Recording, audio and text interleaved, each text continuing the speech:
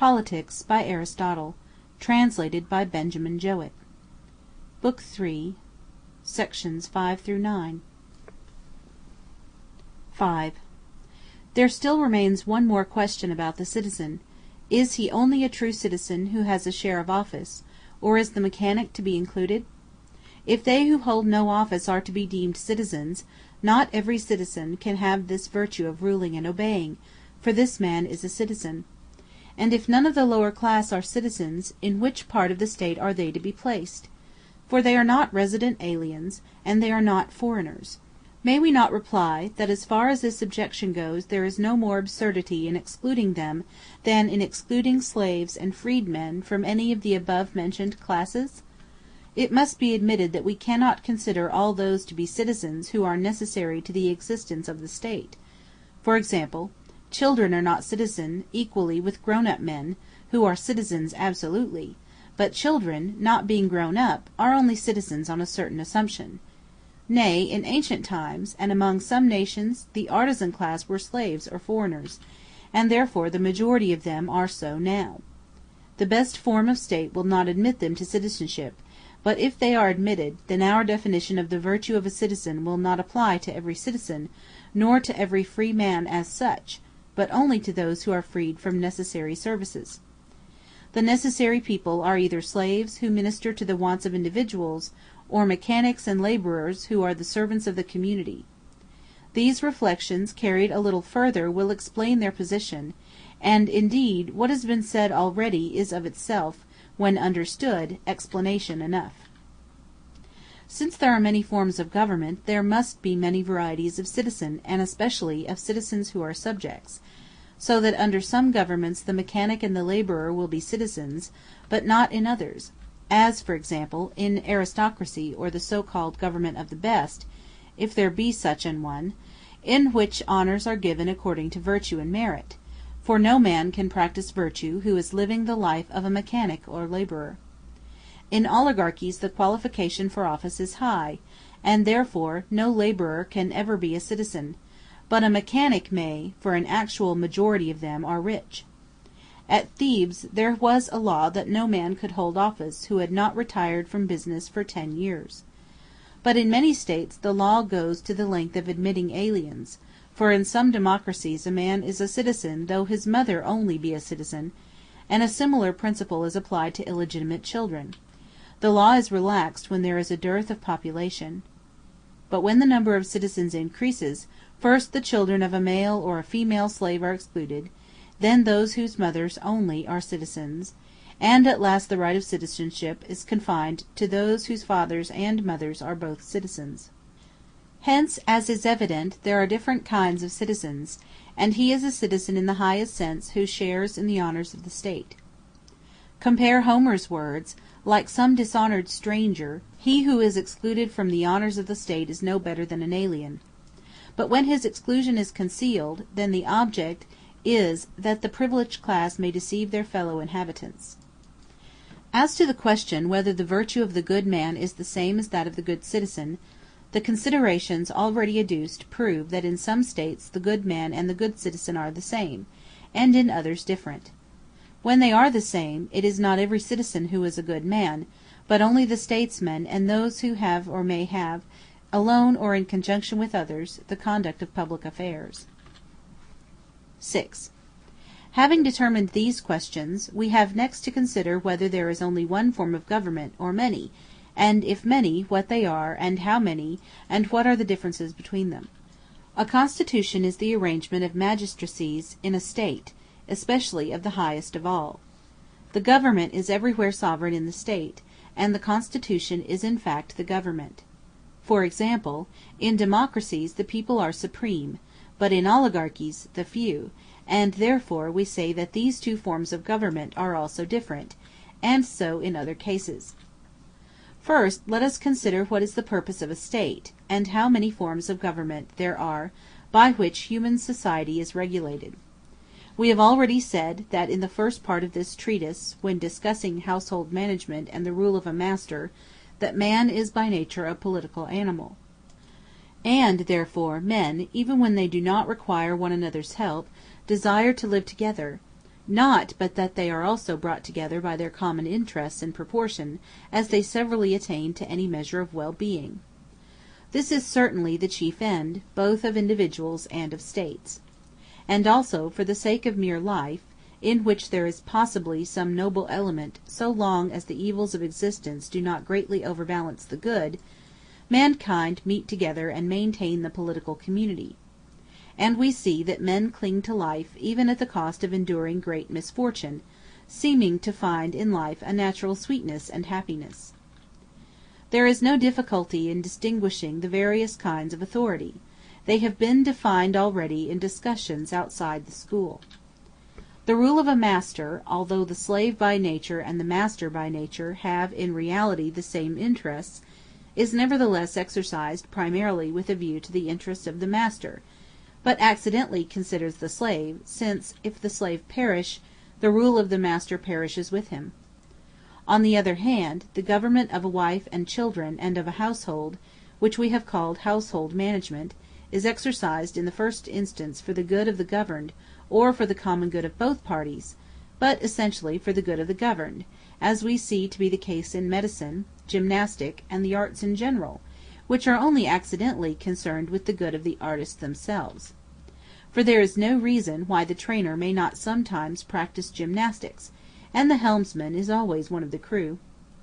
The trainer or the helmsman considers the good of those committed to his care, but when he is one of the persons taken care of, he accidentally participates in the advantage, for the helmsman is also a sailor, and the trainer becomes one of those in training.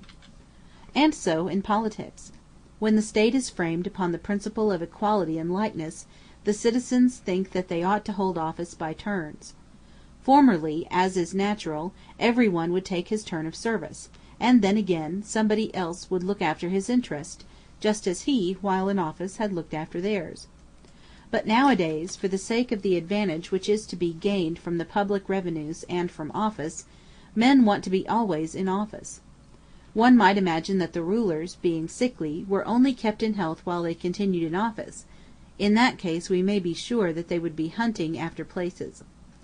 The conclusion is evident, that governments which have a regard to the common interest are constituted in accordance with strict principles of justice, and are therefore true forms, but those which regard only the interest of the rulers are all defective and perverted forms, for they are despotic, whereas a state is a community of free men.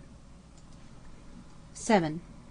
Having determined these points, we have next to consider how many forms of government there are, and what they are, and in the first place what are the true forms, for when they are determined the perversions of them will at once be apparent. The words constitution and government have the same meaning, and the government, which is the supreme authority in states, must be in the hands of one, or of a few, or of the many. The true forms of government, therefore, are those in which the one, or the few, or the many govern with a view to the common interest, but governments which rule with a view to the private interest, whether of the one or of the few or of the many, are perversions. For the members of a state, if they are truly citizens, ought to participate in its advantages. Of forms of government in which one rules, we call that which regards the common interests, kingship or royalty; that in which more than one, but not many, rule, aristocracy, and it is so called, either because the rulers are the best men, or because they have at heart the best interests of the state and of the citizens. But when the citizens at large administer the state for the common interest, the government is called by the generic name, a constitution. And there is a reason for this use of language. One man or a few may excel in virtue, but as the number increases it becomes more difficult for them to attain perfection in every kind of virtue, though they may in military virtue, for this is found in the masses. Hence in a constitutional government the fighting men have the supreme power, and those who possess arms are the citizens. Of the above-mentioned forms, the perversions are as follows: of royalty, tyranny; of aristocracy, oligarchy; of constitutional government, democracy. For a tyranny is a kind of monarchy which has in view the interests of the monarch only. Oligarchy has in view the interests of the wealthy; democracy of the needy; none of them the common good of all. 8. But there are difficulties about these forms of government, and it will therefore be necessary to state a little more at length the nature of each. For he who would make a philosophical study of the various sciences, and does not regard practice only, ought not to overlook or omit anything, but to set forth the truth in every particular. Tyranny, as I was saying, is monarchy exercising the rule of a master over the political society. Oligarchy is when men of property have the government in their hands; democracy the opposite, when the indigent, and not the men of property, are the rulers. And here arises the first of our difficulties, and it relates to the distinction drawn. For democracy is said to be the government of the many. But what if the many are men of property, and have the power in their hands? In like manner oligarchy is said to be the government of the few. But what if the poor are fewer than the rich, and have the power in their hands because they are the stronger? In these cases the distinction which we have drawn between these different forms of government would no longer hold good. Suppose once more that we add wealth to the few and poverty to the many, and name the governments accordingly. An oligarchy is said to be that in which the few and the wealthy, and a democracy that in which the many and the poor are the rulers. There will still be a difficulty. For, if the only forms of government are the ones already mentioned, how shall we describe those other governments also just mentioned by us, in which the rich are the more numerous and the poor are the fewer, and both govern in their respective states? The argument seems to show that, whether in oligarchies or in democracies, the number of the governing body, whether the greater number, as in a democracy, or the smaller number, as in an oligarchy, is an accident due to the fact that the rich everywhere are few, and the poor numerous. But if so, there is a misapprehension of the causes of the difference between them. For the real difference between democracy and oligarchy is poverty and wealth. Wherever men rule by reason of their wealth, whether they be few or many, that is an oligarchy; and where the poor rule, that is a democracy. But as a fact the rich are few and the poor many, for few are well-to-do, whereas freedom is enjoyed by all, and wealth and freedom are the grounds on which the oligarchical and democratical parties respectively claim power in the state. 9. Let us begin by considering the common definitions of oligarchy and democracy, and what is justice oligarchical and democratical.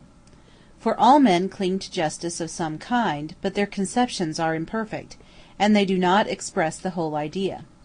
For example, justice is thought by them to be, and is, equality. Equality not, however, for everyone, but only for equals.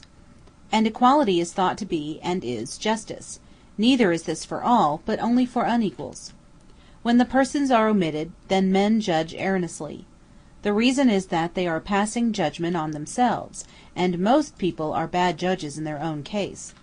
And whereas justice implies a relation to persons as well as to things, and a just distribution, as I have already said in the Ethics, implies the same ratio between the persons and between the things, they agree about the equality of the things, but dispute about the equality of the persons, chiefly for the reason which I have just given, because they are bad judges in their own affairs, and secondly, because both the parties to the argument are speaking of a limited and partial justice, but imagine themselves to be speaking of absolute justice. For the one party, if they are unequal in one respect, for example wealth, consider themselves to be unequal in all; and the other party, if they are equal in one respect, for example free birth, consider themselves to be equal in all. But they leave out the capital point. For if men met and associated out of regard to wealth only, their share in the state would be proportioned to their property, and the oligarchical doctrine would seem to carry the day. It would not be just that he who paid 1 mina should have the same share of 100 minae, whether of the principal or of the profits, as he who paid the remaining 99. But a state exists for the sake of a good life, and not for the sake of life only. If life only were the object, slaves and brute animals might form a state, but they cannot, for they have no share in happiness or in a life of free choice. Nor does a state exist for the sake of alliance and security from injustice, nor yet for the sake of exchange and mutual intercourse, for then the Tyrrhenians and the Carthaginians, and all who have commercial treaties with one another, would be the citizens of one state. True, they have agreements about imports, and engagements that they will do no wrong to one another, and written articles of alliance. But there are no magistrates common to the contracting parties who will enforce their engagements. Different states have each their own magistracies. Nor does one state take care that the citizens of the other are such as they ought to be, nor see that those who come under the terms of the treaty do no wrong or wickedness at all, but only that they do no injustice to one another. Whereas those who care for good government take into consideration virtue and vice in states. Whence it may be further inferred that virtue must be the care of a state which is truly so called, and not merely enjoys the name. For without this end the community becomes a mere alliance, which differs only in place from alliances of which the members live apart, and law is only a convention, a surety to one another of justice, as the sophist Lycophron says, and has no real power to make the citizens. This is obvious, for suppose distinct places, such as Corinth and Megara, to be brought together so that their walls touched, still they would not be one city, not even if the citizens had the right to intermarry, which is one of the rights peculiarly characteristic of states. Again, if men dwelt at a distance from one another, but not so far off as to have no intercourse, and there were laws among them that they should not wrong each other in their exchanges, neither would this be a state. Let us suppose that one man is a carpenter, another a husbandman, another a shoemaker, and so on, and that their number is 10,000. Nevertheless, if they have nothing in common but exchange, alliance, and the like, that would not constitute a state. Why is this?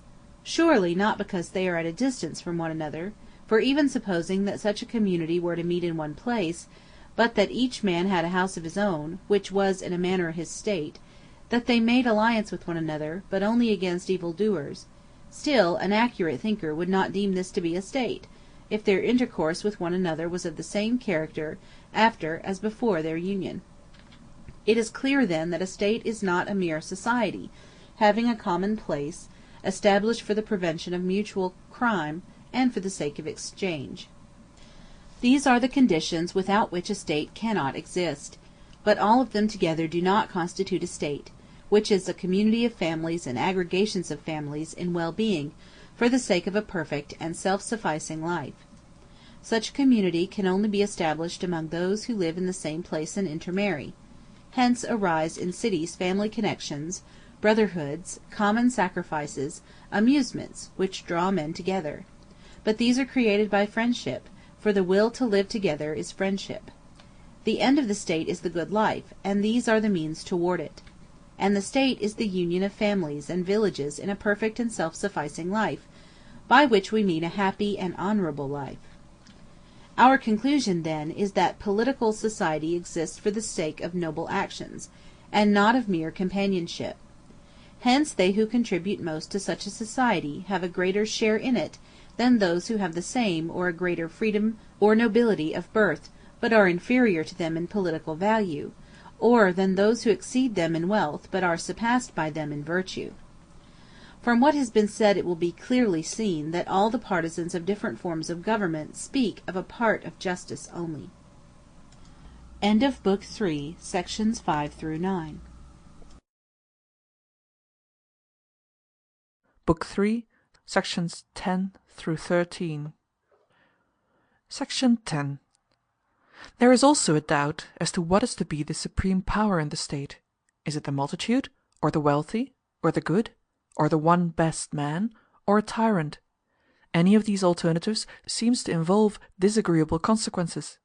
If the poor, for example, because they are more in number, divide among themselves the property of the rich, is not this unjust? No, by heaven, will be the reply, for the supreme authority justly willed it. But if this is not injustice, pray what is?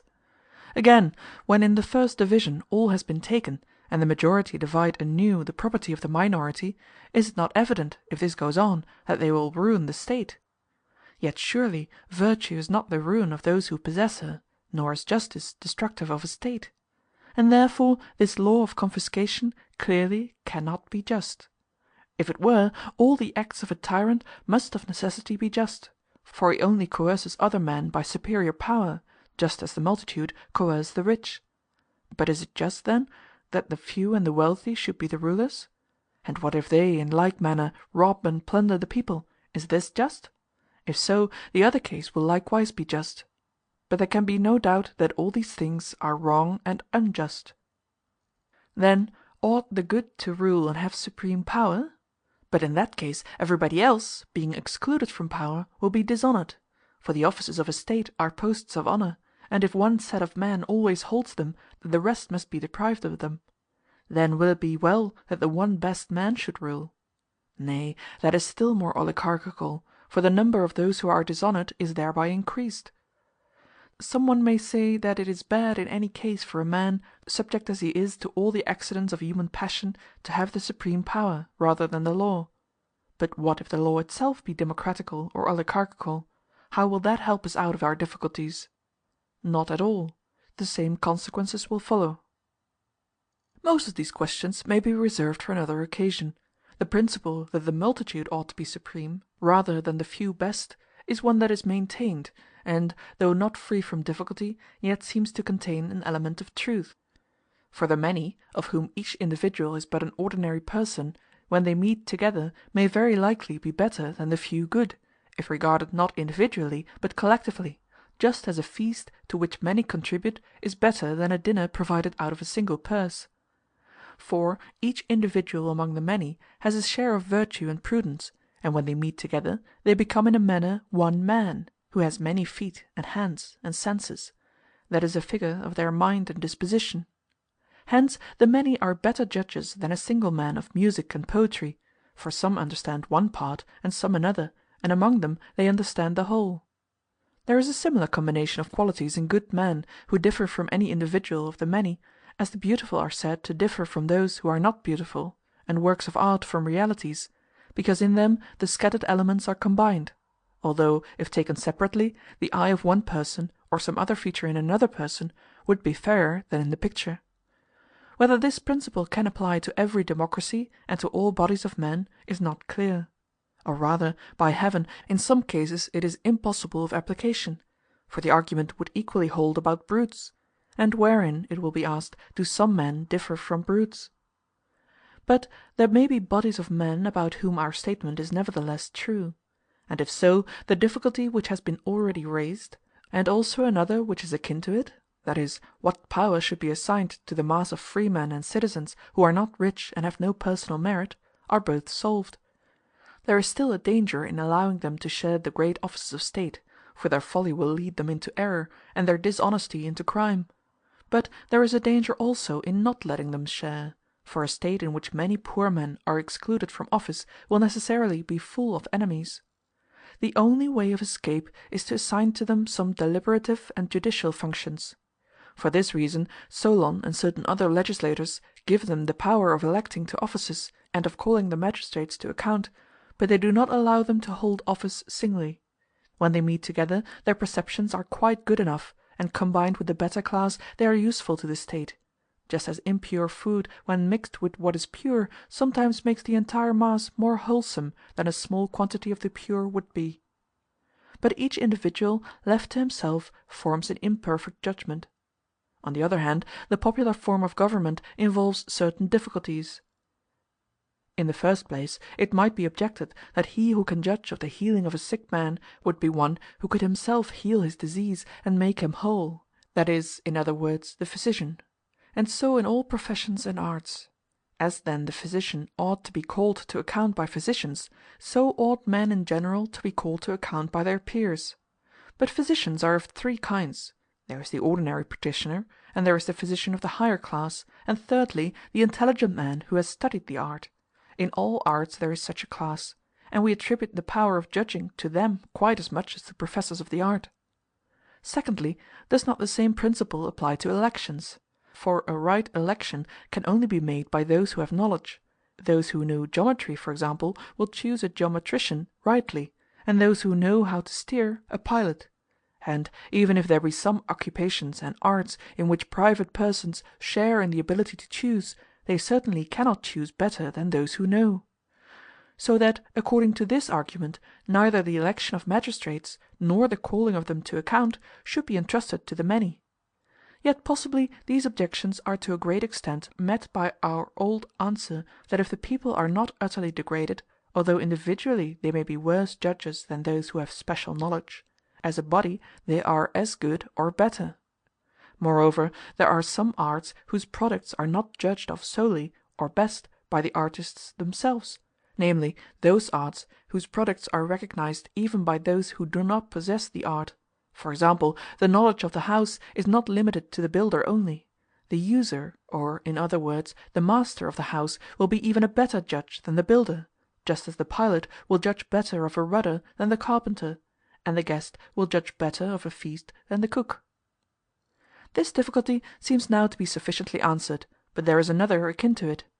That inferior persons should have authority in greater matters than the good would appear to be a strange thing, yet the election and calling to account of the magistrates is the greatest of all. And these, as I was saying, are functions which in some states are assigned to the people, for the assembly is supreme in all such matters. Yet persons of any age, and having but a small property qualification, sit in the assembly, and deliberate and judge, although for the great offices of state, such as treasurers and generals, a high qualification is required. This difficulty may be solved in the same manner as the preceding, and the present practice of democracies may be really defensible. For the power does not reside in the dicast, or senator, or ecclesiast, but in the court, and the senate, and the assembly, of which individual senators, or ecclesiasts, or dicasts, are only parts, or members. And for this reason the many may claim to have a higher authority than the few; for the people, and the senate, and the courts consist of many persons, and their property collectively is greater than the property of one or of a few individuals holding great offices. But enough of this. The discussion of the first question shows nothing so clearly as that laws, when good, should be supreme, and that the magistrate or magistrates should regulate those matters only on which the laws are unable to speak with precision, owing to the difficulty of any general principle embracing all particulars. But what are good laws has not yet been clearly explained. The old difficulty remains. The goodness or badness, justice or injustice, of laws varies of necessity with the constitutions of states. This, however, is clear, that the laws must be adapted to the constitutions. But if so, true forms of government will of necessity have just laws, and perverted forms of government will have unjust laws. Section 12. In all sciences and arts the end is a good, and the greatest good, and in the highest degree a good, in the most authoritative of all.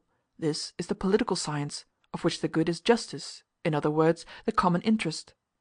All men think justice to be a sort of equality, and to a certain extent they agree in the philosophical distinctions which have been laid down by us about ethics; for they admit that justice is a thing, and has a relation to persons, and that equals ought to have equality. But there still remains a question: equality or inequality of what? Here is a difficulty which calls for political speculation. For very likely some persons will say that offices of state ought to be unequally distributed according to superior excellence, in whatever respect, of the citizen, although there is no other difference between him and the rest of the community; for that those who differ in any one respect have different rights and claims. But surely, if this is true, the complexion or height of a man, or any other advantage, will be a reason for his obtaining a greater share of political rights. The error here lies upon the surface, and may be illustrated from the other arts and sciences.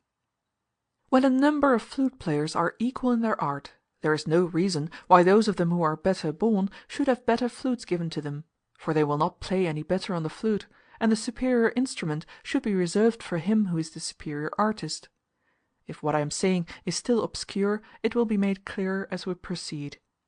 For if there were a superior flute player who was far inferior in birth and beauty, although either of these may be a greater good than the art of flute playing, and may excel flute playing in a greater ratio than he excels the others in his art, still he ought to have the best flutes given to him, unless the advantages of wealth and birth contribute to excellence in flute playing, which they do not.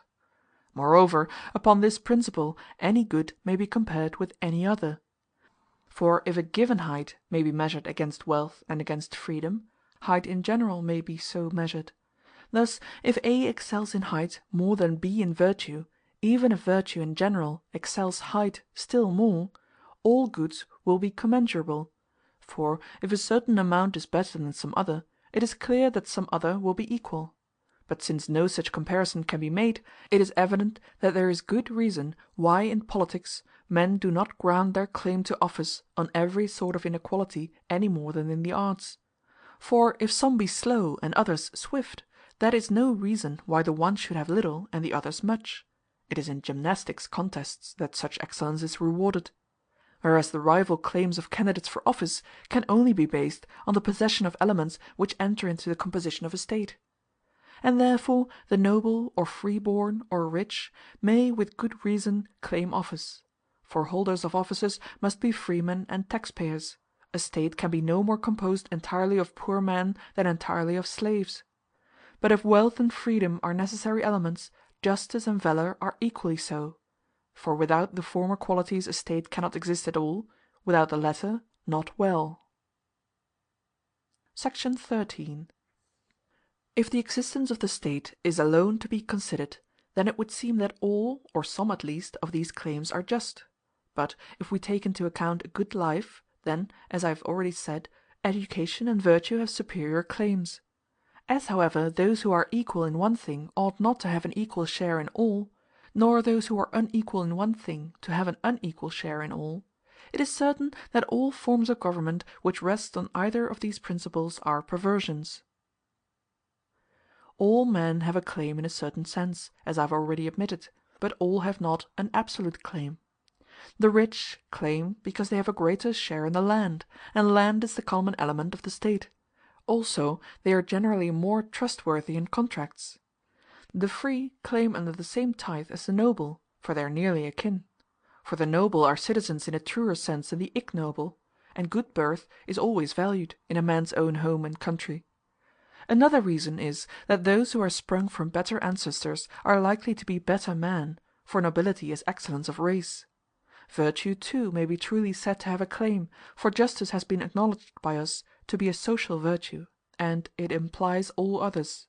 Again, the many may urge their claim against the few; for when taken collectively and compared with the few, they are stronger and richer and better.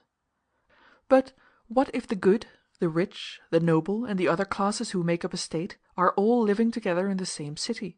Will there, or will there not, be any doubt who shall rule? No doubt at all in determining who ought to rule in each of the above mentioned forms of government. For states are characterized by differences in their governing bodies; one of them has a government of the rich, another of the virtuous, and so on. But a difficulty arises when all these elements coexist. How are we to decide?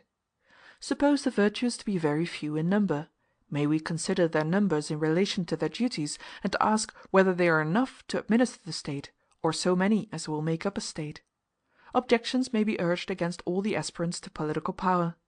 For those who found their claims on wealth or family might be thought to have no basis of justice.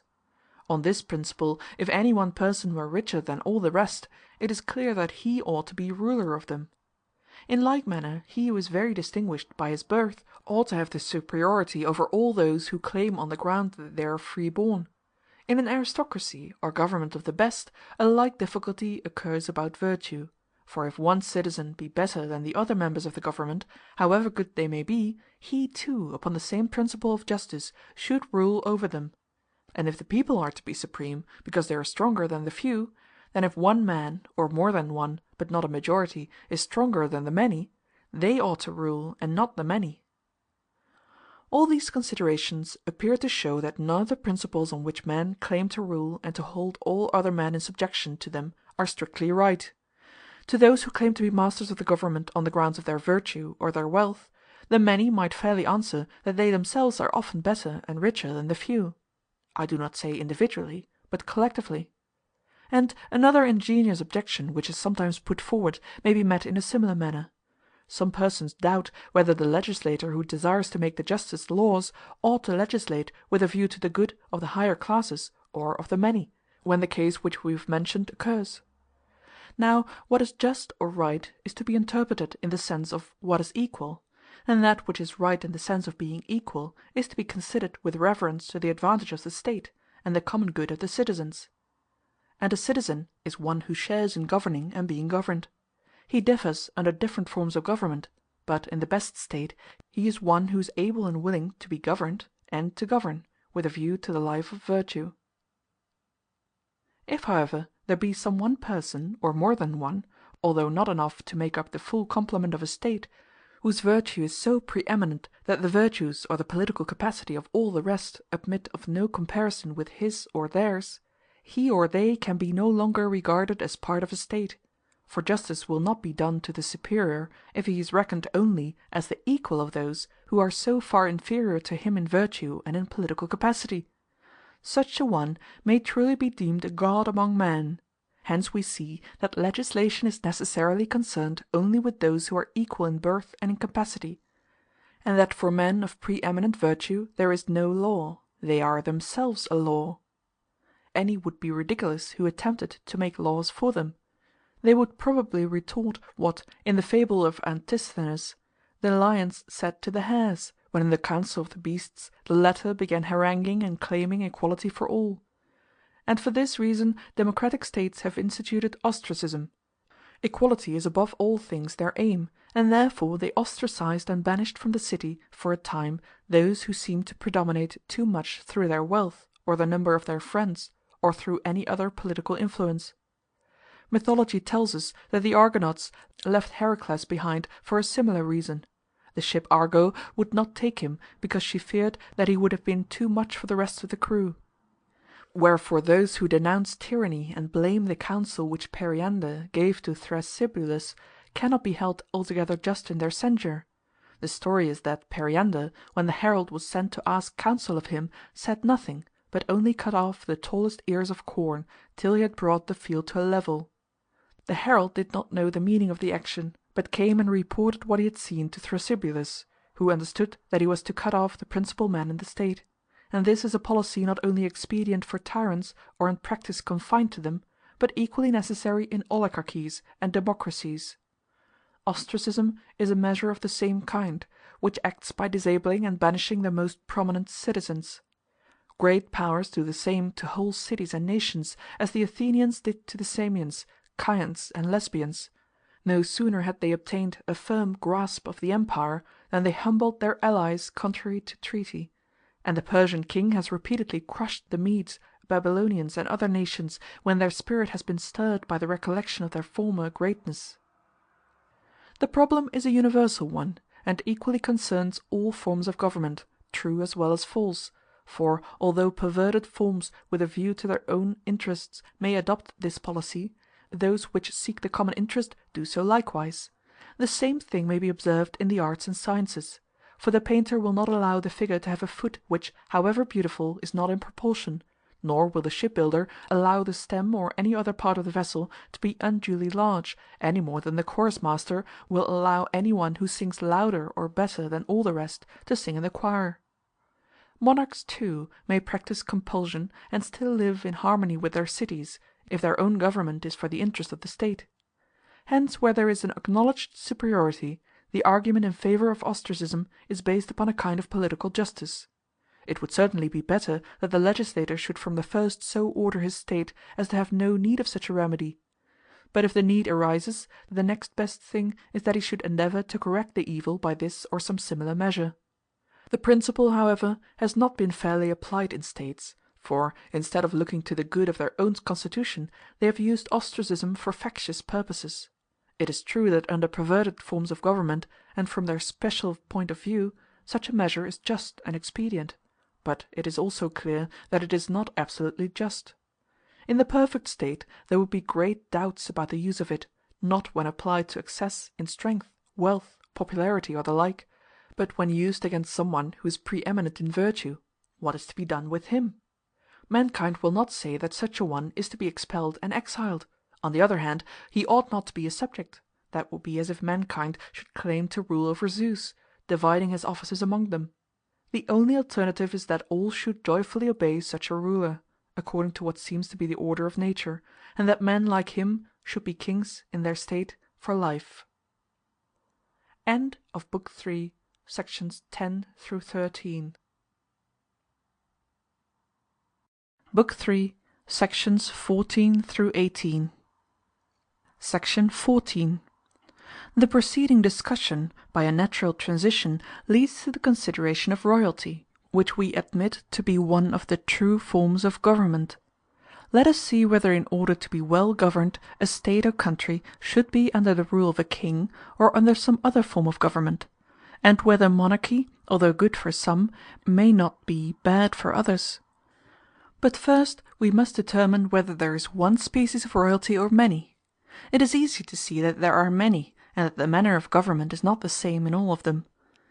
Of royalties according to law: 1. The Lacedaemonian is thought to answer best to the true pattern; but there the royal power is not absolute, except when the kings go on an expedition, and then they take the command. Matters of religion are likewise committed to them. The kingly office is in truth a kind of generalship, irresponsible and perpetual. The king has not the power of life and death, except in a specified case, as for instance in ancient times he had it when upon a campaign, by right of force. This custom is described in Homer.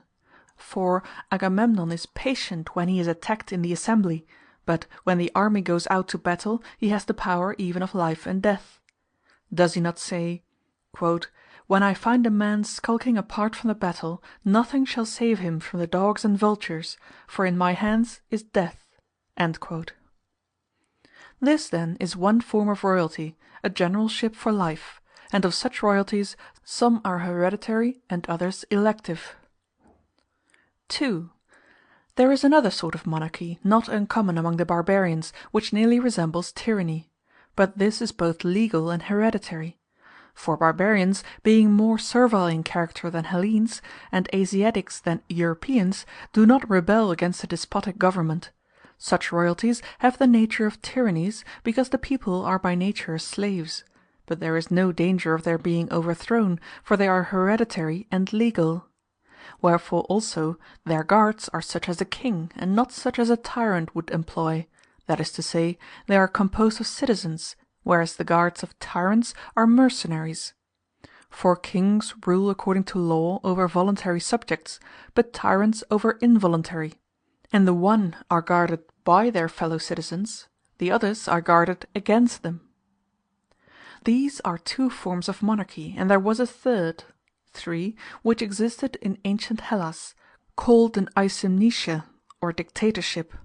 This may be defined generally as an elective tyranny which, like the barbarian monarchy, is legal, but differs from it in not being hereditary. Sometimes the office was held for life, sometimes for a term of years, or until certain duties had been performed. For example, the Mytileneans elected Pittacus leader against the exiles, who were headed by Antimenides and Alcaeus the poet; and Alcaeus himself shows in one of his banquet odes that they chose Pittacus tyrant, for he reproaches his fellow citizens for "having made the low-born Pittacus tyrant of the spiritless and ill-fated city, with one voice shouting his praises."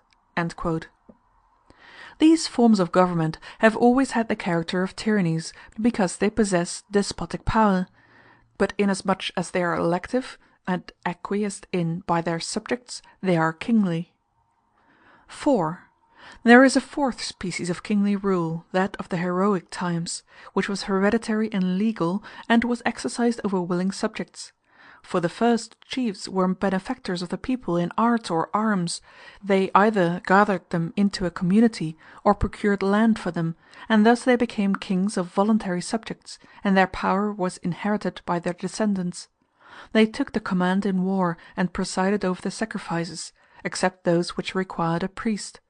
They also decided causes, either with or without an oath; and when they swore, the form of the oath was the stretching out of their sceptre. In ancient times their power extended continuously to all things whatsoever, in city and country, as well as in foreign parts. But at a later date they relinquished several of these privileges, and others the people took from them, until in some states nothing was left to them but the sacrifices, and where they retained more of the reality they had only the right of leadership in war beyond the border. These then are the four kinds of royalty. First, the monarchy of the heroic ages. This was exercised over voluntary subjects, but limited to certain functions. The king was a general and a judge, and had the control of religion. The second is that of the barbarians, which is a hereditary despotic government in accordance with law. A third is the power of the so-called Aeschylemnicht, or dictator. This is an elective tyranny. The fourth is the Lacedaemonian, which is in fact a generalship, hereditary and perpetual. These four forms differ from one another in the manner in which I have described. 5. There is a fifth form of kingly rule in which one has the disposal of all, just as each nation or each state has the disposal of public matters. This form corresponds to the control of a household. For as household management is the kingly rule of a house, so kingly rule is the household management of a city, or of a nation, or of many nations. Section 15. Of these forms we need only consider two, the Lacedaemonian and the absolute royalty. For most of the others be in a region between them, having less power than the last and more than the first. Thus the inquiry is reduced to 2 points. First, is it advantageous to the state that there should be a perpetual general, and if so, should the office be confined to one family, or open to the citizens in turn? Secondly, is it well that a single man should have the supreme power in all things? The first question falls under the head of laws rather than of constitutions, for perpetual generalship might equally exist under any form of government, so that this matter may be dismissed for the present. The other kind of royalty is a sort of constitution. This we have now to consider, and briefly to run over the difficulties involved in it. We will begin by inquiring whether it is more advantageous to be ruled by the best man or by the best laws. The advocates of royalty maintain that the laws speak only in general terms, and cannot provide for circumstances, and that for any science to abide by written rules is absurd. In Egypt the physician is allowed to alter his treatment after the 4th day, but if sooner, he takes the risk. Hence it is clear that a government acting according to written laws is plainly not the best. Yet surely the ruler cannot dispense with the general principle which exists in law. And this is a better ruler which is free from passion than that in which it is innate. Whereas the law is passionless, passion must ever sway the heart of man. Yes, it may be replied, but then on the other hand, an individual will be better able to deliberate in particular cases. The best man, then, must legislate, and laws must be passed, but these laws will have no authority when they miss the mark, though in all other cases retaining their authority. But when the law cannot determine a point at all, or not well, should the one best man, or should all decide? According to our present practice, assemblies meet, sit in judgment, deliberate, and decide, and their judgments all relate to individual cases. Now any member of the assembly, taken separately, is certainly inferior to the wise man, but the state is made up of many individuals. And as a feast to which all the guests contribute is better than a banquet furnished by a single man, so a multitude is a better judge of many things than any individual. Again, the many are more incorruptible than the few. They are like the greater quantity of water, which is less easily corrupted than a little. The individual is liable to be overcome by anger or by some other passion, and then his judgment is necessarily perverted. But it is hardly to be supposed that the great number of persons would all get into a passion and go wrong at the same moment. Let us assume that they are the free men, and that they never act in violation of the law, but fill up the gaps which the law is obliged to leave. Or, if such virtue is scarcely attainable by the multitude, we need only suppose that the majority are good men and good citizens, and ask which will be the more incorruptible, the one good ruler, or the many who are all good? Will not the many? But, you will say, there may be parties among them, whereas the one man is not divided against himself. To which we may answer that their character is as good as his. If we call the rule of many men, who are all of them good, aristocracy, and the rule of one man royalty, then aristocracy will be better for states than royalty, whether the government is supported by force or not, provided only that a number of men equal in virtue can be found. The first governments were kingships, probably for this reason, because of old, when cities were small, men of eminent virtue were few. Further, they were made kings because they were benefactors, and benefits can only be bestowed by good men.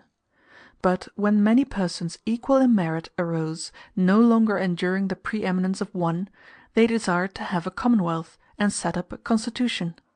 The ruling class soon deteriorated and enriched themselves out of the public treasury. Riches became the path to honor, and so oligarchies naturally grew up. These passed into tyrannies, and tyrannies into democracies, for love of gain in the ruling classes was always tending to diminish their number, and so to strengthen the masses, who, in the end, set upon their masters and established democracies.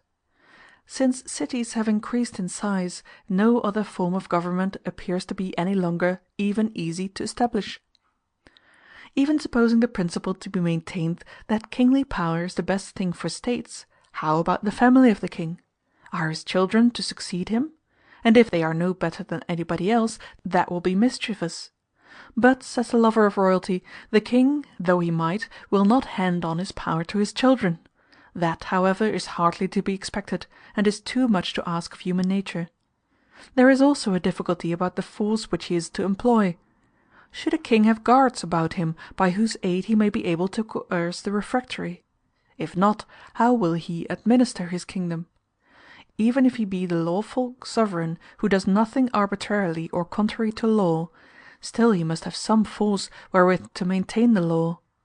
In the case of a limited monarchy there is not much difficulty in answering this question. The king must have such force as will be more than a match for one or more individuals, but not so great as that of the people. The ancients observe this principle when they have guards to any one whom they appointed dictator or tyrant. Thus when Dionysius asked the Syracusans to allow him guards, somebody advised that they should give him only such a number. Section 16. At this place in the discussion there impends the inquiry respecting the king who acts solely according to his own will. He has now to be considered. The so-called limited monarchy, or kingship according to law, as I have already remarked, is not a distinct form of government, for under all governments, as for example in a democracy or aristocracy, there may be a general holding office for life, and one person is often made supreme over the administration of a state. A magistracy of this kind exists at Epidamnus, and also at Opus, but in the latter city has a more limited power. Now, absolute monarchy, or the arbitrary rule of a sovereign over all the citizens, in a city which consists of equals, is thought by some to be quite contrary to nature. It is argued that those who are by nature equals must have the same natural right and worth, and that for unequals to have an equal share, or for equals to have an uneven share, in the offices of state, is as bad as for different bodily constitutions to have the same food and clothing. Wherefore it is thought to be just that among equals every one be ruled as well as rule, and therefore that all should have their turn. We thus arrive at law, for an order of succession implies law, and the rule of the law, it is argued, is preferable to that of any individual. On the same principle, even if it be better for certain individuals to govern, they should be made only guardians and ministers of the law. For magistrates there must be, this is admitted. But then men say that to give authority to any one man, where all are equal, is unjust. Nay, there may indeed be cases which the law seems unable to determine, but in such cases can a man? Nay, it will be replied, the law trains officers for this express purpose, and appoints them to determine matters which are left undecided by it, to the best of their judgment. Further, it permits them to make any amendment of the existing laws which experience suggests. Therefore, he who bids the law rule may be deemed to bid God and reason alone rule. But he who bids man rule adds an element of the beast. For desire is a wild beast, and passion perverts the minds of rulers, even when they are the best of men. The law is reason, unaffected by desire. We are told that a patient should call in a physician. He will not get better if he is doctored out of a book. But the parallel of the arts is clearly not in point, For the physician does nothing contrary to rule from motives of friendship; he only cures a patient and takes a fee, whereas magistrates do many things from spite and partiality. And, indeed, if a man suspected the physician of being in league with his enemies to destroy him for a bribe, he would rather have recourse to the book. But certainly physicians, when they are sick, call in other physicians, and training masters, when they are in training, other training masters, as if they could not judge truly about their own case, and might be influenced by their feelings. Hence it is evident that in seeking for justice, men seek for the mean or neutral, for the law is the mean. Again, customary laws have more weight, and relate to more important matters, than written laws; and a man may be a safer ruler than the written law, but not safer than the customary law. Again, it is by no means easy for one man to superintend many things. He will have to appoint a number of subordinates, and what difference does it make whether these subordinates always existed, or were appointed by him because he needed them? If, as I said before, the good man has a right to rule because he is better, still two good men are better than one. This is the old saying, two going together, and the prayer of Agamemnon, "Would that I had 10 such counsellors." And at this day there are magistrates, for example judges, who have authority to decide some matters which the law is unable to determine, since no one doubts that the law would command and decide in the best manner whatever it could; but some things can, and other things cannot, be comprehended under the law, and this is the origin of the nested question whether the best law or the best man should rule. For matters of detail about which men deliberate cannot be included in legislation; nor does anyone deny that the decision of such matters must be left to man; but it is argued that there should be many judges, and not one only.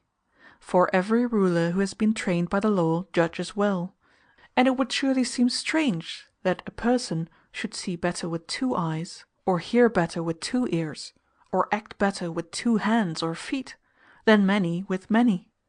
Indeed, it is already the practice of kings to make to themselves many eyes and ears and hands and feet; for they make colleagues of those who are the friends of themselves and their governments.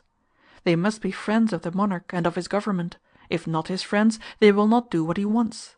But friendship implies likeness and equality; and therefore, if he thinks that his friends ought to rule, he must think that those who are equal to himself and like himself ought to rule equally with himself.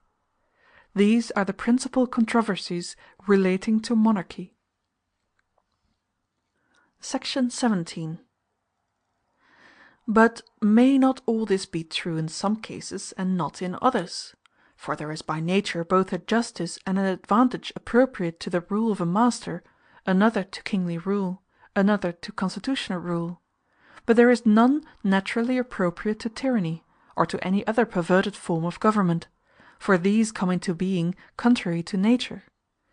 Now, to judge at least from what has been said, it is manifest that, where men are alike and equal, it is neither expedient nor just that one man should be lord of all, whether there are laws or whether there are no laws, but he himself is in the place of law. Neither should a good man be lord over good men, nor a bad man over bad; nor, even if he excels in virtue, should he have a right to rule, unless in a particular case, at which I have already hinted, and to which I will once more recur. But, first of all, I must determine what natures are suited for government by a king, and what for an aristocracy, and what for a constitutional government. A people who are by nature capable of producing a race superior in the virtue needed for political rule are fitted for kingly government; and a people submitting to be ruled as freemen by men whose virtue renders them capable of political command are adapted for an aristocracy; while the people who are suited for constitutional freedom are those among whom there naturally exists a warlike multitude able to rule and to obey in turn by a law which gives office to the well-to-do according to their desert. But when a whole family or some individual happens to be so preeminent in virtue as to surpass all others, then it is just that they should be the royal family, and supreme over all, or that this one citizen should be king of the whole nation. For, as I said before, to give them authority is not only agreeable to that ground of right which the founders of all States, whether aristocratical or oligarchical, or again democratical, are accustomed to put forward, for these all recognize the claim of excellence, although not the same excellence, but accords with the principle already laid down. For surely it would not be right to kill, or ostracize, or exile such a person, or require that he should take his turn in being governed. The whole is naturally superior to the part, and he who has this preeminence is in the relation of a whole to a part. But if so, the only alternative is that he should have the supreme power, and that mankind should obey him, not in turn, but always. These are the conclusions at which we arrive respecting royalty and its various forms, and this is the answer to the question, whether it is or is not advantageous to States, and to which, and how. Section 18.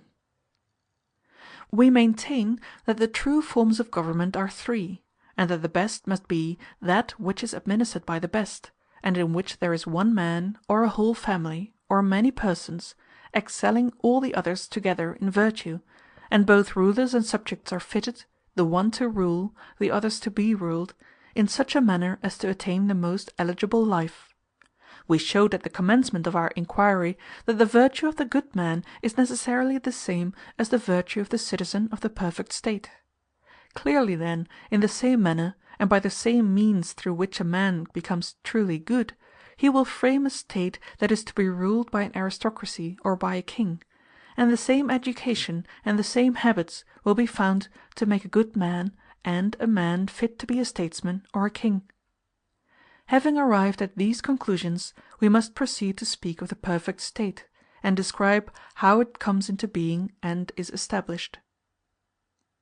End of Book 3, sections 14 through 18.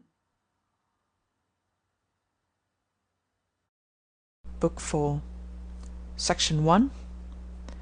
In all arts and sciences which embrace the whole of any subject, and do not come into being in a fragmentary way, it is the province of a single art or science to consider all that appertains to a single subject. For example, the art of gymnastic considers not only the suitableness of different modes of training to different bodies, 2, but what sort is absolutely the best, 1. For the absolutely best must suit that which is by nature best and best furnished with the means of life. And also what common form of training is adapted to the great majority of men, 4. And if a man does not desire the best habit of body, or the greatest skill in gymnastics, which might be attained by him, still the trainer or the teacher of gymnastic should be able to impart any lower degree of either, 3. The same principle equally holds in medicine and shipbuilding, and the making of clothes, and in the arts generally. Hence it is obvious that government too is the subject of a single science, which has to consider what government is best, and of what sort it must be, to be most in accordance with our aspirations, if there were no external impediment, and also what kind of government is adapted to particular States. For the best is often unattainable, and therefore the true legislator and statesman ought to be acquainted not only with 1. That which is best in the abstract, but also with 2. That which is best relatively to circumstances.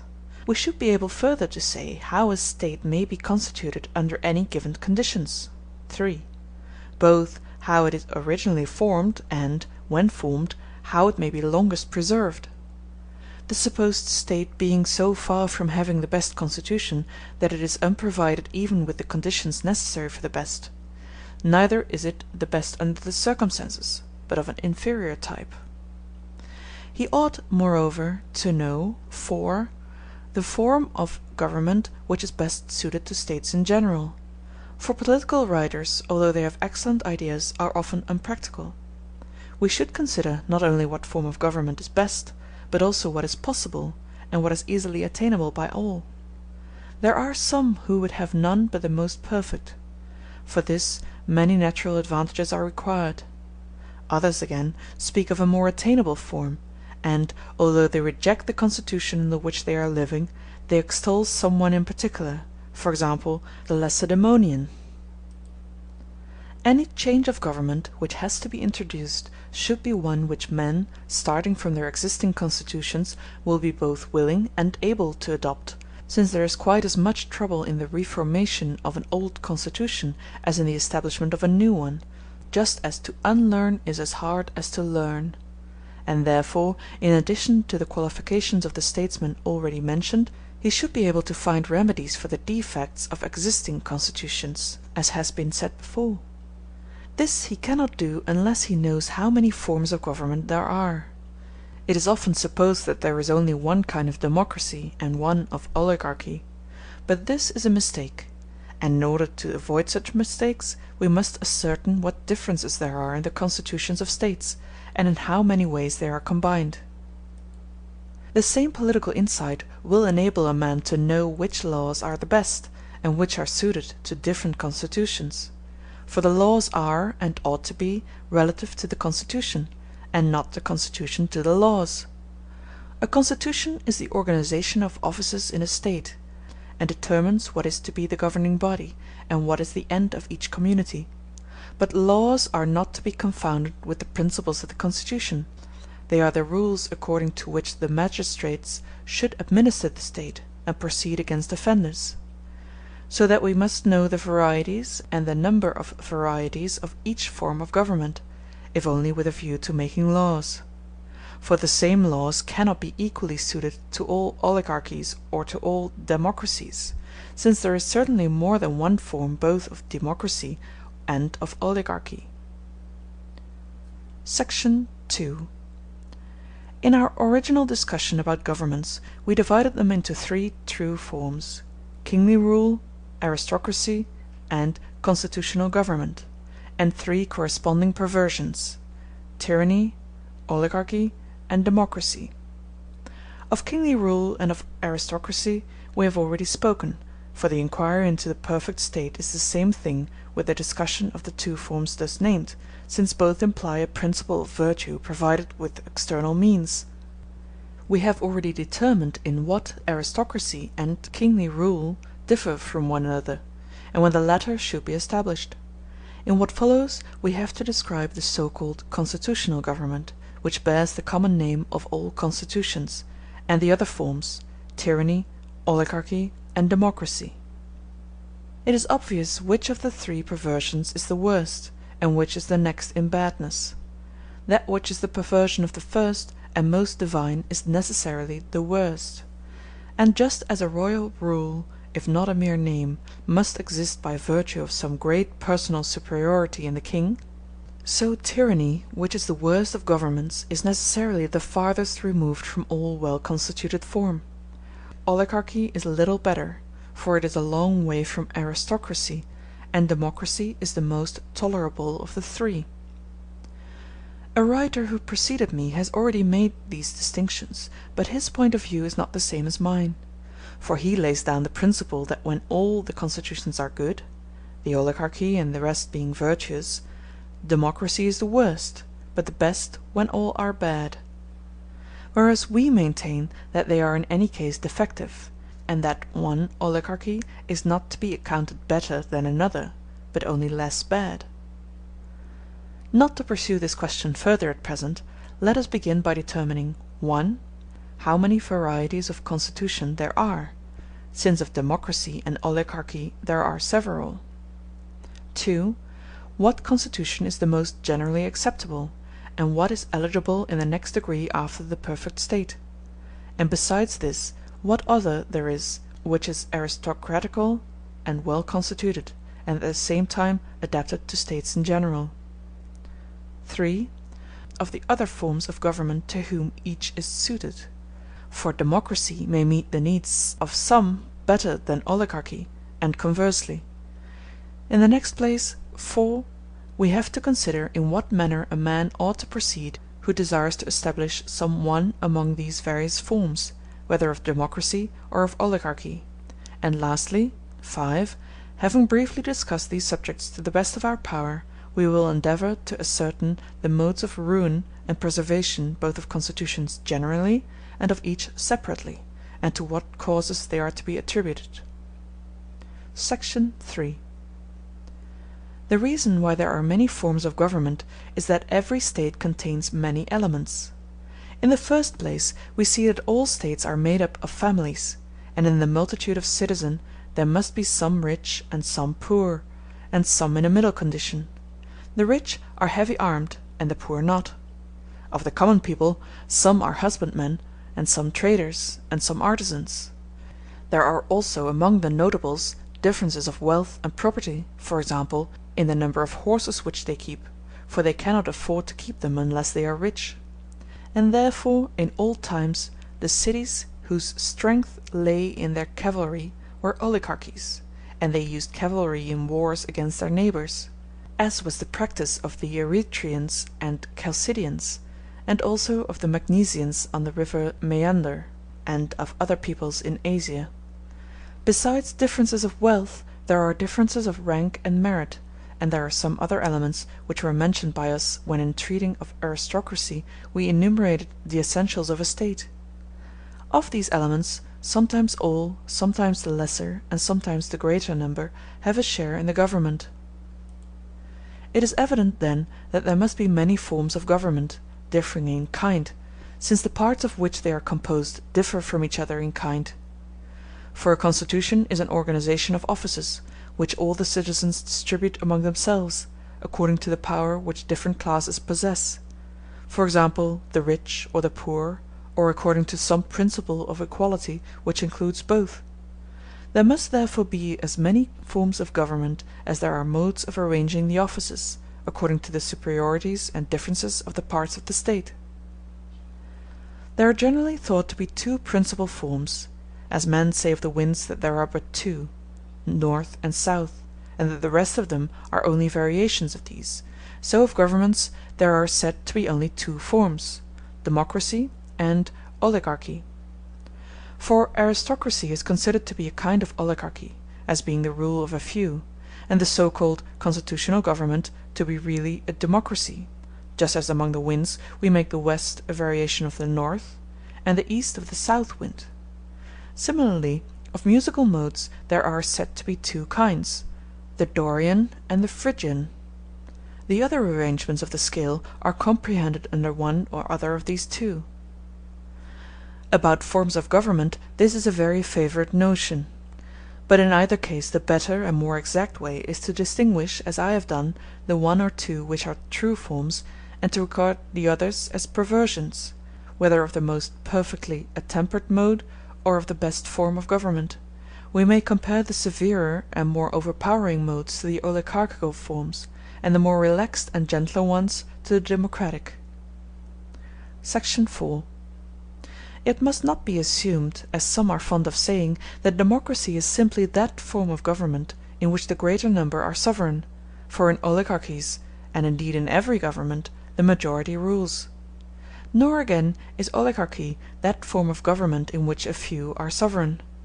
Suppose the whole population of a city to be 1,300, and that of these 1,000 are rich, and do not allow the remaining 300 who are poor but free, and in all other respects their equals, a share of the government. No one will say that this is a democracy. In like manner, if the poor were few, and the masters of the rich who outnumber them, no one would ever call such a government, in which the rich majority have no share of office, an oligarchy. Therefore we should rather say that democracy is the form of government in which the free are rulers, and oligarchy in which the rich. It is only an accident that the free are the many and the rich are the few. Otherwise a government in which the offices were given according to stature, as is said to be the case in Ethiopia, or according to beauty, would be an oligarchy, for the number of tall or good-looking men is small. And yet oligarchy and democracy are not sufficiently distinguished merely by these two characteristics of wealth and freedom. Both of them contain many other elements, and therefore we must carry our analysis further, and say that the government is not a democracy in which the free men, being few in number, rule over the many who are not free, as at Apollonia, on the Ionian Gulf, and at Thera; for in each of these states the nobles, who were also the earliest settlers, were held in chief honour, although they were but a few out of many. Neither is it a democracy when the rich have the government, because they exceed in number, as was the case formerly at Colophon, where the bulk of the inhabitants were possessed of large property before the Lydian war.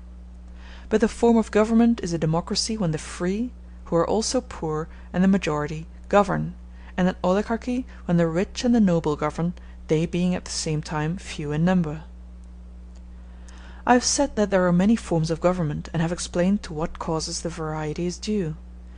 Why there are more than those already mentioned, and what they are, and whence they arise, I will now proceed to consider, starting from the principle already admitted, which is that every State consists, not of one, but of many parts. If we were going to speak of the different species of animals, we should first of all determine the organs which are indispensable to every animal, as for example some organs of sense and the instruments of receiving and digesting food, such as the mouth and the stomach, besides organs of locomotion. Assuming now that there are only so many kinds of organs, but that there may be differences in them, I mean different kinds of mouths and stomachs and perceptive and locomotive organs, the possible combinations of these differences will necessarily furnish many varieties of animals. For animals cannot be the same which have different kinds of mouths or of ears. And when all the combinations are exhausted, there will be as many sorts of animals as there are combinations of the necessary organs. The same, then, is true of the forms of government which have been described. States, as I have repeatedly said, are composed not of one, but of many elements. One element is the food-producing class, who are called husbandmen; a second, the class of mechanics, who practice the arts without which a city cannot exist. Of these arts some are absolutely necessary, others contribute to luxury or to the grace of life. The third class is that of traders, and by traders I mean those who are engaged in buying and selling, whether in commerce or in retail trade. A fourth class is that of the serfs or labourers. The warriors make up the fifth class, and they are as necessary as any of the others, if the country is not to be the slave of every invader. For how can a State which has any title to the name be of a slavish nature? The State is independent and self-sufficing, but a slave is the reverse of independent. Hence we see that this subject, though ingeniously, has not been satisfactorily treated in the Republic. Socrates says that a State is made up of 4 sorts of people who are absolutely necessary. These are a weaver, a husbandman, a shoemaker, and a builder. Afterwards, finding that they are not enough, he adds a smith, and again a herdsman, to look after the necessary animals, then a merchant, and then a retail trader. All these together form the complement of the first State, as if a State were established merely to supply the necessaries of life, rather than for the sake of the good, or stood equally in need of shoemakers and of husbandmen. But he does not admit into the State a military class until the country has increased in size, and is beginning to encroach on its neighbours' land, whereupon they go to war. Yet even amongst his 4 original citizens, or whatever be the number of those whom he associates in the State, there must be some one who will dispense justice and determine what is just.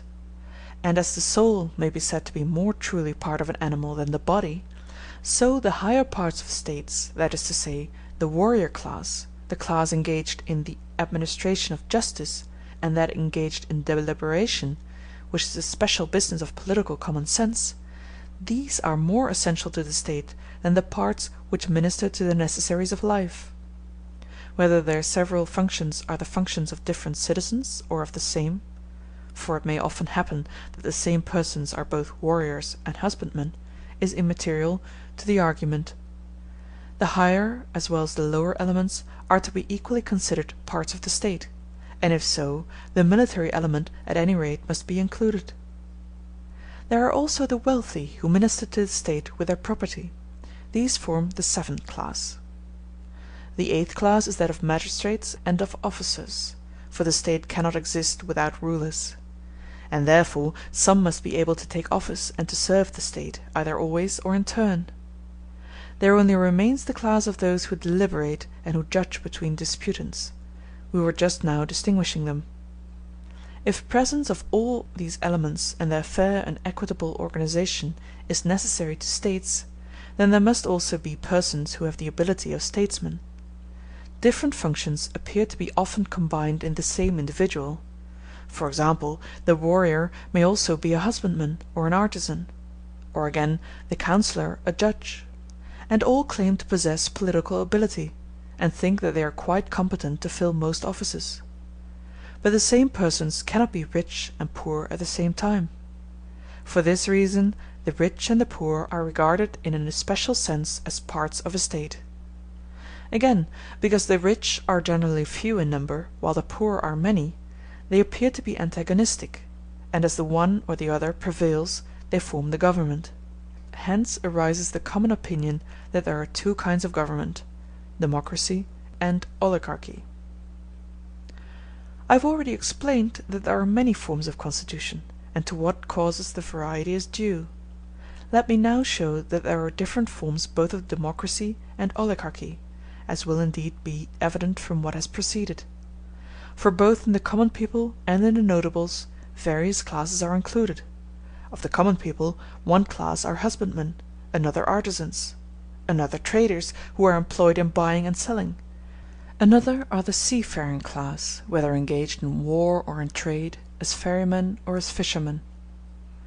In many places any one of these classes forms quite a large population, for example, fishermen at Tarentum and Byzantium, crews of triremes at Athens, merchant seamen at Aegina and Chios, ferrymen at Tenedos. To the classes already mentioned may be added day labourers, and those who, owing to their needy circumstances, have no leisure, or those who are not of free birth on both sides, and there may be other classes as well. The notables, again, may be divided according to their wealth, birth, virtue, education, and similar differences. Of forms of democracy first comes that which is said to be based strictly on equality. In such a democracy the law says that it is just for the poor to have no more advantage than the rich, and that neither should be masters, but both equal. For if liberty and equality, as is thought by some, are chiefly to be found in democracy, they will be best attained when all persons alike share in the government to the utmost. And since the people are the majority, and the opinion of the majority is decisive, such a government must necessarily be a democracy. Here then is one sort of democracy. There is another, in which the magistrates are elected according to a certain property qualification, but a low one.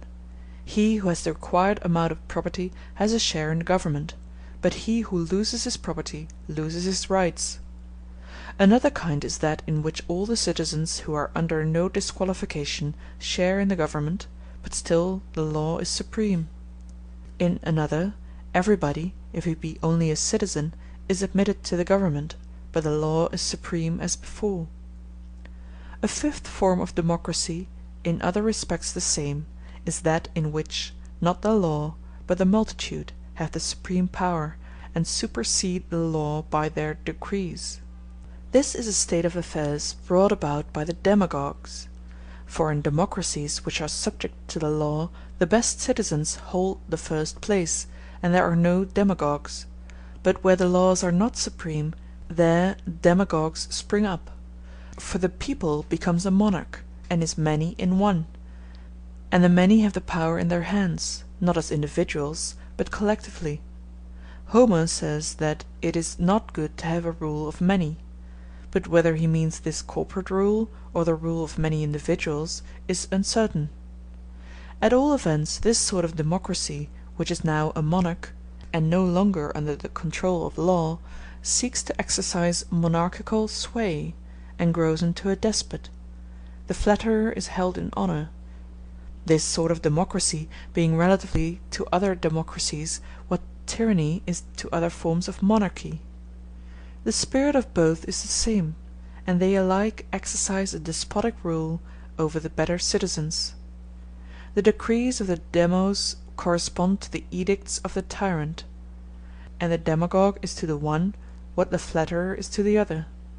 Both have great power, the flatterer with the tyrant, the demagogue with democracies of the kind which we are describing. The demagogues make the decrees of the people override the laws, by referring all things to the popular assembly; And therefore they grow great, because the people have all things in their hands, and they hold in their hands the votes of the people, who are too ready to listen to them. Further, those who have any complaint to bring against the magistrates say, "Let the people be judges." The people are too happy to accept the invitation, and so the authority of every office is undermined. Such a democracy is fairly open to the objection that it is not a constitution at all. For where the laws have no authority there is no constitution. The law ought to be supreme over all, and the magistrates should judge of particulars, and only this should be considered a constitution. So that if democracy be a real form of government, the sort of system in which all things are regulated by decrees is clearly not even a democracy in the true sense of the word, for decrees relate only to particulars. These, then, are the different kinds of democracy.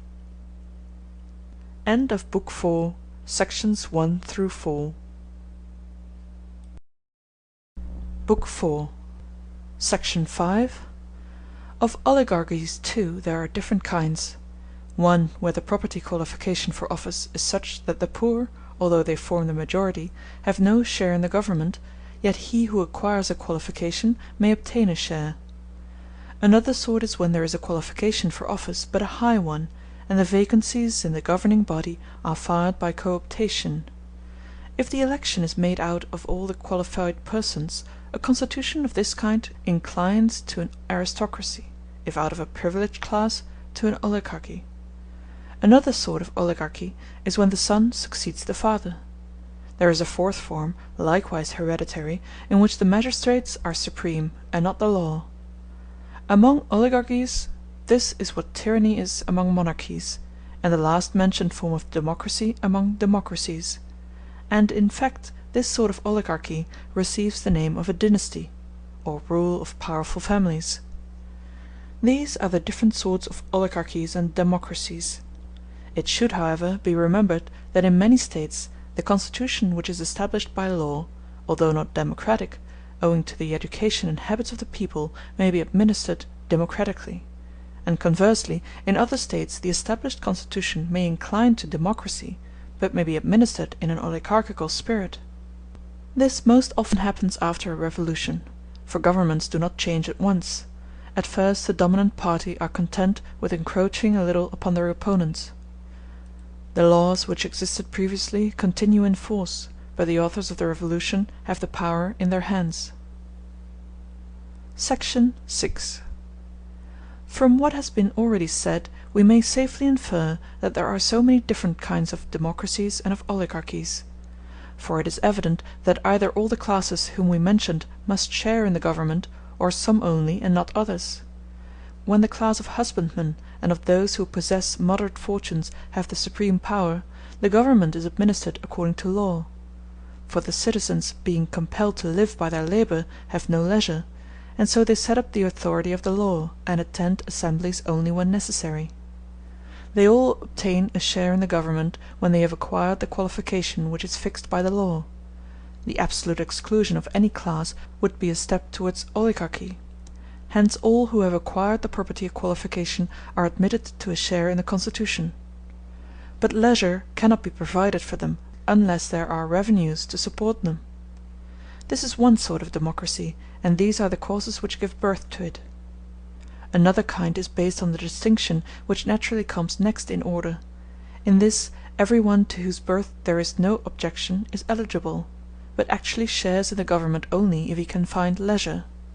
Hence, in such a democracy, the supreme power is vested in the laws, because the state has no means of paying the citizens. A third kind is when all free men have a right to share in the government, but do not actually share, for the reason which has been already given, so that in this form again the law must rule. A fourth kind of democracy is that which comes latest in the history of states. In our own day, when cities have far outgrown their original size, and their revenues have increased, all the citizens have a place in the government, through the great preponderance of the multitude, and they all, including the poor who receive pay, and therefore have leisure to exercise their rights, share in the administration. Indeed, when they are paid, the common people have the most leisure, for they are not hindered by the care of their property, which often fetters the rich, who are thereby prevented from taking part in the assembly or in the courts, and so the state is governed by the poor, who are a majority, and not by the laws. So many kinds of democracies there are, and they grow out of these necessary causes. Of oligarchies, one form is that in which the majority of the citizens have some property, but not very much; and this is the first form, which allows to any one who obtains the required amount the right of sharing in the government. The sharers in the government being a numerous body, it follows that the law must govern, and not individuals. For in proportion as they are further removed from a monarchical form of government, and in respect of property have neither so much as to be able to live without attending to business, nor so little as to need state support, they must admit the rule of law and not claim to rule themselves. But if the men of property in the state are fewer than in the former case, and own more property, there arises a second form of oligarchy. For the stronger they are, the more power they claim, and having this object in view, they themselves select those of the other classes who are to be admitted to the government. But, not being as yet strong enough to rule without the law, they make the law represent their wishes. When this power is intensified by a further diminution of their numbers and increase of their property, there arises a third and further stage of oligarchy, in which the governing class keep the offices in their own hands, and the law ordains that the son shall succeed the father. When, again, the rulers have great wealth and numerous friends, this sort of family despotism approaches a monarchy. Individuals rule and not the law. This is the fourth sort of oligarchy, and is analogous to the last sort of democracy. Section 7. There are still two forms besides democracy and oligarchy. One of them is universally recognized and included among the four principal forms of government, which are said to be 1. Monarchy, 2. Oligarchy, 3. Democracy, and 4. The so-called aristocracy or government of the best. But there is also a fifth, which retains the generic name of polity or constitutional government.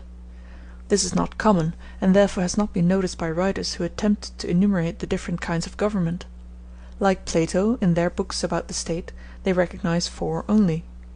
The term aristocracy is rightly applied to the form of government which is described in the first part of our treatise; for that only can be rightly called aristocracy which is a government formed of the best men absolutely, and not merely of men who are good when tried by any given standard. In the perfect state the good man is absolutely the same as the good citizen, whereas in other states the good citizen is only good relatively to his own form of government. But there are some states differing from oligarchies, and also differing from the so-called polity or constitutional government. These are termed aristocracies, and in them the magistrates are certainly chosen, both according to their wealth and according to their merit. Such a form of government differs from each of the two just now mentioned, and is termed an aristocracy. For indeed in states which do not make virtue the aim of the community, men of merit and reputation for virtue may be found. And so, where a government has regard to wealth, virtue, and numbers, as at Carthage, that is aristocracy, and also where it has regard only to 2 out of the 3, as at Lacedaemon, to virtue and numbers, and the two principles of democracy and virtue temper each other. There are these 2 forms of aristocracy in addition to the first and perfect state, and there is a third form, viz., the constitutions which incline more than the so-called polity towards oligarchy. Section 8. I have yet to speak of the so-called polity and of tyranny. I put them in this order, not because a polity or constitutional government is to be regarded as a perversion any more than the above-mentioned aristocracies. The truth is that they all fall short of the most perfect form of government, and so they are reckoned among perversions, and the really perverted forms are perversions of these, as I said in the original discussion. Last of all, I will speak of tyranny, which I place last in the series because I am inquiring into the constitutions of states, and this is the very reverse of a constitution. Having explained why I have adopted this order, I will proceed to consider constitutional government, of which the nature will be clearer now that oligarchy and democracy have been defined. For polity or constitutional government may be described generally as a fusion of oligarchy and democracy, but the term is usually applied to those forms of government which incline towards democracy, and the term aristocracy to those which incline towards oligarchy, because birth and education are commonly the accompaniments of wealth. Moreover, the rich already possess the external advantages, the want of which is a temptation to crime, and hence they are called noblemen and gentlemen. And inasmuch as aristocracy seeks to give predominance to the best of the citizens, people say also of oligarchies that they are composed of noblemen and gentlemen. Now it appears to be an impossible thing that the State which is governed not by the best citizens but by the worst should be well governed, and equally impossible that the State which is ill governed should be governed by the best. But we must remember that good laws, if they are not obeyed, do not constitute good government. Hence there are two parts of good government: one is the actual obedience of citizens to the laws, the other part is the goodness of the laws which they obey. They may obey bad laws as well as good. And there may be a further subdivision: they may obey either the best laws which are attainable to them, or the best absolutely. The distribution of offices according to merit is a special characteristic of aristocracy, for the principle of an aristocracy is virtue, as wealth is of an oligarchy, and freedom of a democracy. In all of them there of course exists the right of the majority, and whatever seems good to the majority of those who share in the government has authority.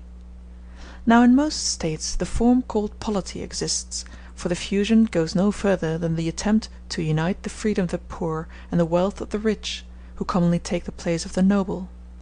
But as there are three grounds on which men claim an equal share in the government, freedom, wealth, and virtue, for the fourth or good birth is the result of the two last, being only ancient wealth and virtue, it is clear that the admixture of the two elements, that is to say, of the rich and poor, is to be called a polity, or constitutional government, and the union of the three is to be called aristocracy, or the government of the best, and more than any other form of government, except the true and ideal, has a right to this name.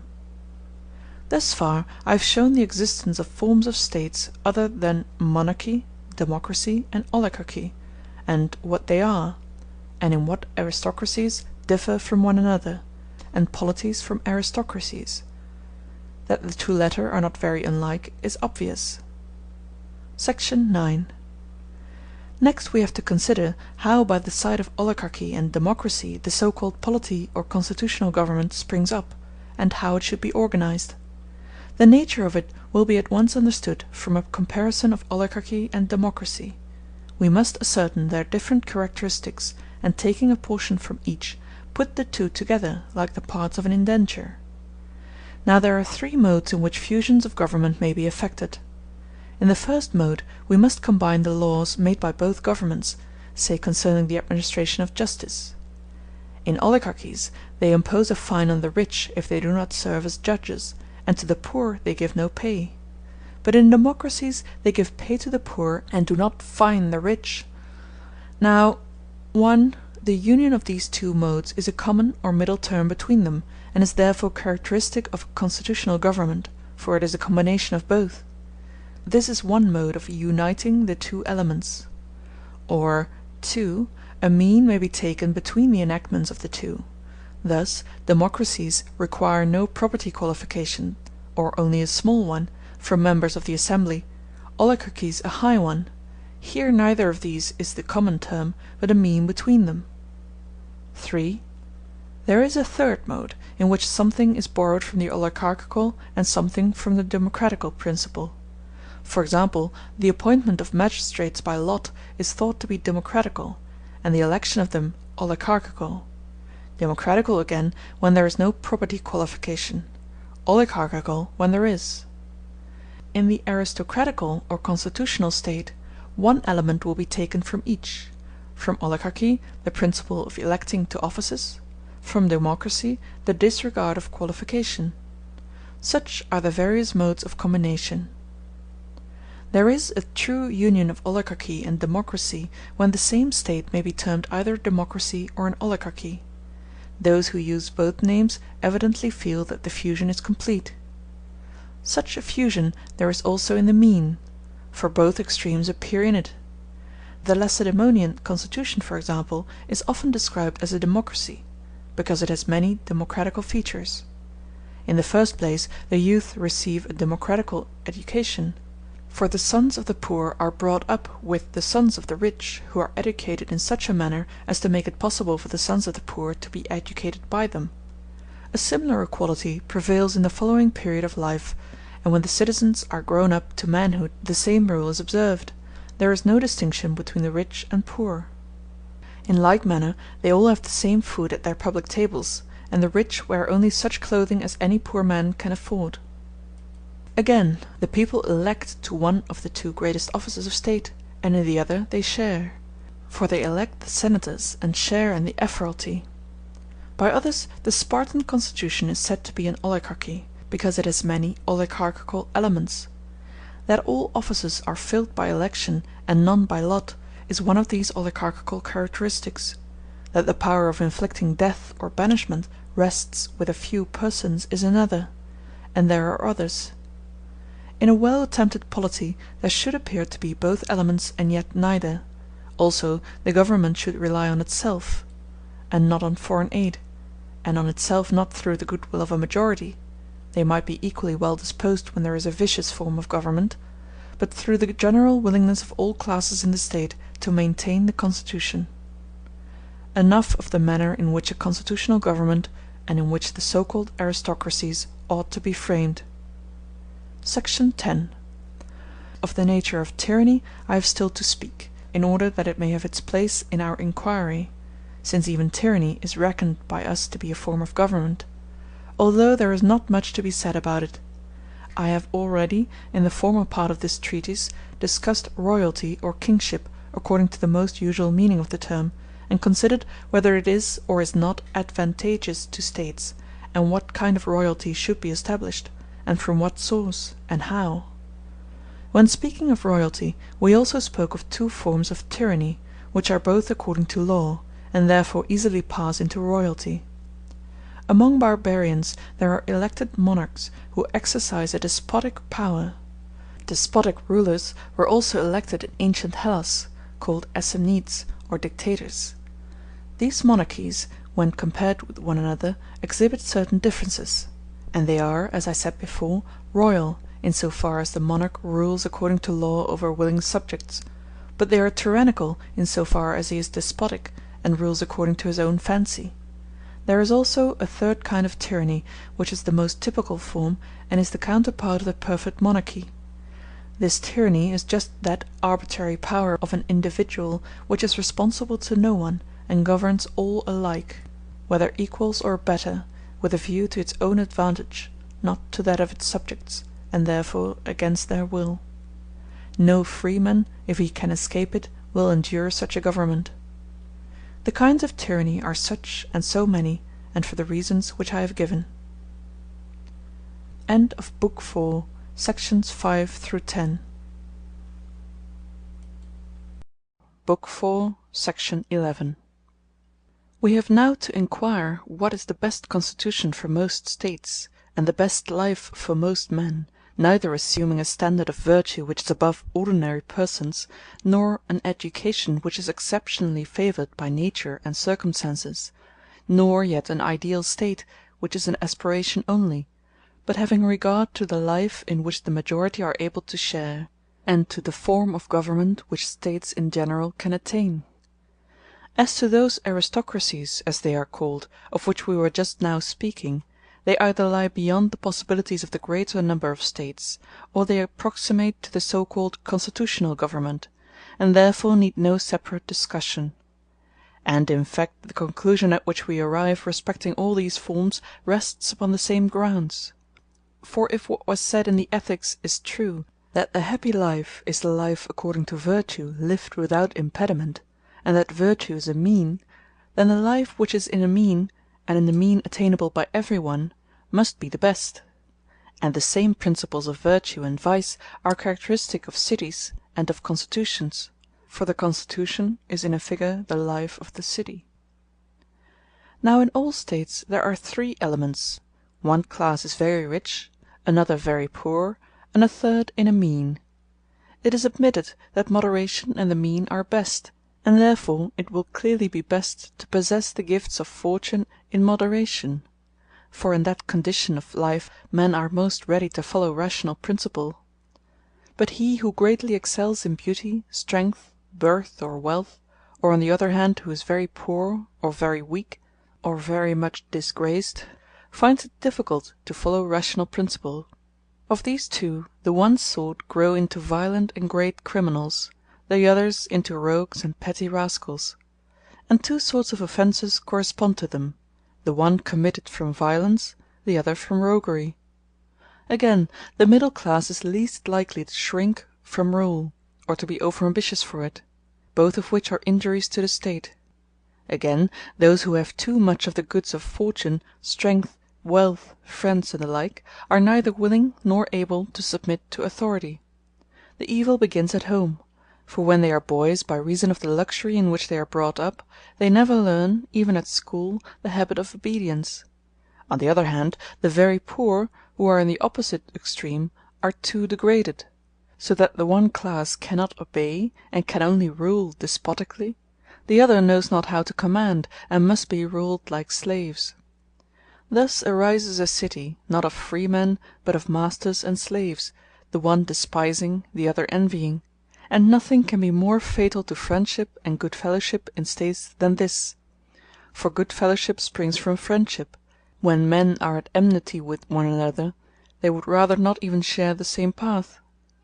But a city ought to be composed as far as possible of equals and similars, and these are generally the middle classes. Wherefore the city which is composed of middle class citizens is necessarily best constituted in respect of the elements of which we say the fabric of the State naturally consists. And this is the class of citizens which is most secure in a State; for they do not, like the poor, covet their neighbours' goods, nor do others covet theirs, as the poor covet the goods of the rich; and as they neither plot against others, nor are themselves plotted against, they pass through life safely. Wisely then did Phocylides pray, "Many things are best in the mean; I desire to be of a middle condition in my city." Thus it is manifest that the best political community is formed by citizens of the middle class, and that those States are likely to be well administered in which the middle class is large, and stronger, if possible, than both the other classes, or at any rate than either singly; for the addition of the middle class turns the scale, and prevents either of the extremes from being dominant. Great then is the good fortune of a State in which the citizens have a moderate and sufficient property; for where some possess much, and the others nothing, there may arise an extreme democracy, or a pure oligarchy; or a tyranny may grow out of either extreme, either out of the most rampant democracy, or out of an oligarchy; but it is not so likely to arise out of the middle constitutions, and those akin to them. I will explain the reason of this hereafter, when I speak of the revolutions of States. The mean condition of States is clearly best, for no other is free from faction, and where the middle class is large, there are least likely to be factions and dissensions. For a similar reason, large States are less liable to faction than small ones, because in them the middle class is large; whereas in small States it is easy to divide all the citizens into two classes who are either rich or poor, and to leave nothing in the middle. And democracies are safer and more permanent than oligarchies, because they have a middle class which is more numerous and has a greater share in the government. For when there is no middle class, and the poor greatly exceed in number, troubles arise, and the State soon comes to an end. A proof of the superiority of the middle class is that the best legislators have been of a middle condition; for example, Solon, as his own verses testify, and Lycurgus, for he was not a king, and Charondas, and almost all legislators. These considerations will help us to understand why most governments are either democratical or oligarchical.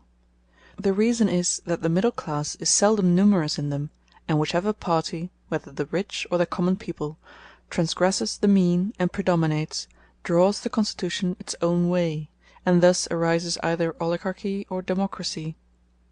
There is another reason: the poor and the rich quarrel with one another, and whichever side gets the better, instead of establishing a just or popular government, regards political supremacy as the prize of victory, and the one party sets up a democracy and the other an oligarchy.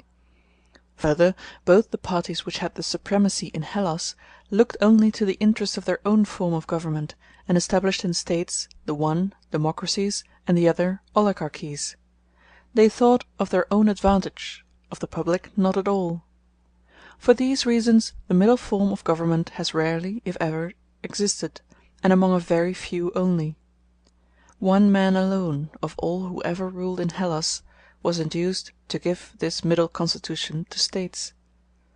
But it has now become a habit among the citizens of states not even to care about equality. All men are seeking for dominion, or, if conquered, are willing to submit. What then is the best form of government, and what makes it the best, is evident. And of other constitutions, since we say that there are many kinds of democracy and many of oligarchy, it is not difficult to see which has the first and which the second or any other place in the order of excellence, now that we have determined which is the best. For that which is nearest to the best must of necessity be better, and that which is furthest from it worse, if we are judging absolutely and not relatively to given conditions. I say relatively to given conditions, since a particular government may be preferable, but another form may be better for some people. Section 12. We have now to consider what and what kind of government is suitable to what and what kind of man. I may begin by assuming, as a general principle common to all governments, that the portion of the State which desires the permanence of the constitution ought to be stronger than that which desires the reverse. Now every city is composed of quality and quantity. By quality I mean freedom, wealth, education, good birth, and by quantity superiority of numbers. Quality may exist in one of the classes which make up the State, and quantity in the other. For example, the meanly born may be more in number than the well born, or the poor than the rich, yet they may not so much exceed in quantity as they fall short in quality, and therefore there must be comparison of quantity and quality.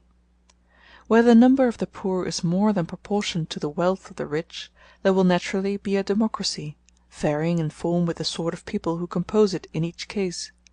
If, for example, the husbandmen exceed in number, the first form of democracy will then arise; if the artisans and labouring class, the last; and so with the intermediate forms. But where the rich and the notables exceed in quality more than they fall short in quantity, there oligarchy arises, similarly assuming various forms according to the kind of superiority possessed by the oligarchs. The legislator should always include the middle class in his government. If he makes his laws oligarchical, to the middle class let him look. If he makes them democratical, he should equally by his laws try to attach this class to the State. There only can the government ever be stable, where the middle class exceeds one or both of the others, and in that case there will be no fear that the rich will unite with the poor against the rulers. For neither of them will ever be willing to serve the other, and if they look for some form of government more suitable to both, they will find none better than this, for the rich and the poor will never consent to rule in turn, because they mistrust one another. The arbiter is always the one trusted, and he who is in the middle is an arbiter. The more perfect the admixture of the political elements, the more lasting will be the constitution. Many even of those who desire to form aristocratical governments make a mistake, not only in giving too much power to the rich, but in attempting to overreach the people. There comes a time when out of a false good there arises a true evil, since the encroachments of the rich are more destructive to the constitution than those of the people. Section 13. The devices by which oligarchies deceive the people are 5 in number. They relate to 1. The Assembly, 2. The magistracies, 3. The courts of law, 4. The use of arms, 5. Gymnastic exercises. 1. The assemblies are thrown open to all, but either the rich only are fined for non-attendance, or a much larger fine is inflicted upon them. 2. To the magistracies, those who are qualified by property cannot decline office upon oath, but the poor may. 3. In the law courts the rich, and the rich only, are fined if they do not serve; the poor are let off with impunity; or, as in the laws of Charondas, a larger fine is inflicted on the rich, and a smaller one on the poor. In some States all citizens who have registered themselves are allowed to attend the assembly and to try causes; but if after registration they do not attend either in the assembly or at the courts, heavy fines are imposed upon them. The intention is, that through fear of the fines they may avoid registering themselves, and then they cannot sit in the law courts or in the assembly. Concerning 4. The possession of arms, and 5. Gymnastic exercises, they legislate in a similar spirit. For the poor are not obliged to have arms, but the rich are fined for not having them; and in like manner no penalty is inflicted on the poor for non-attendance at the gymnasium, and consequently, having nothing to fear, they do not attend; whereas the rich are liable to a fine, and therefore they take care to attend. These are the devices of oligarchical legislators; and in democracies they have counter devices.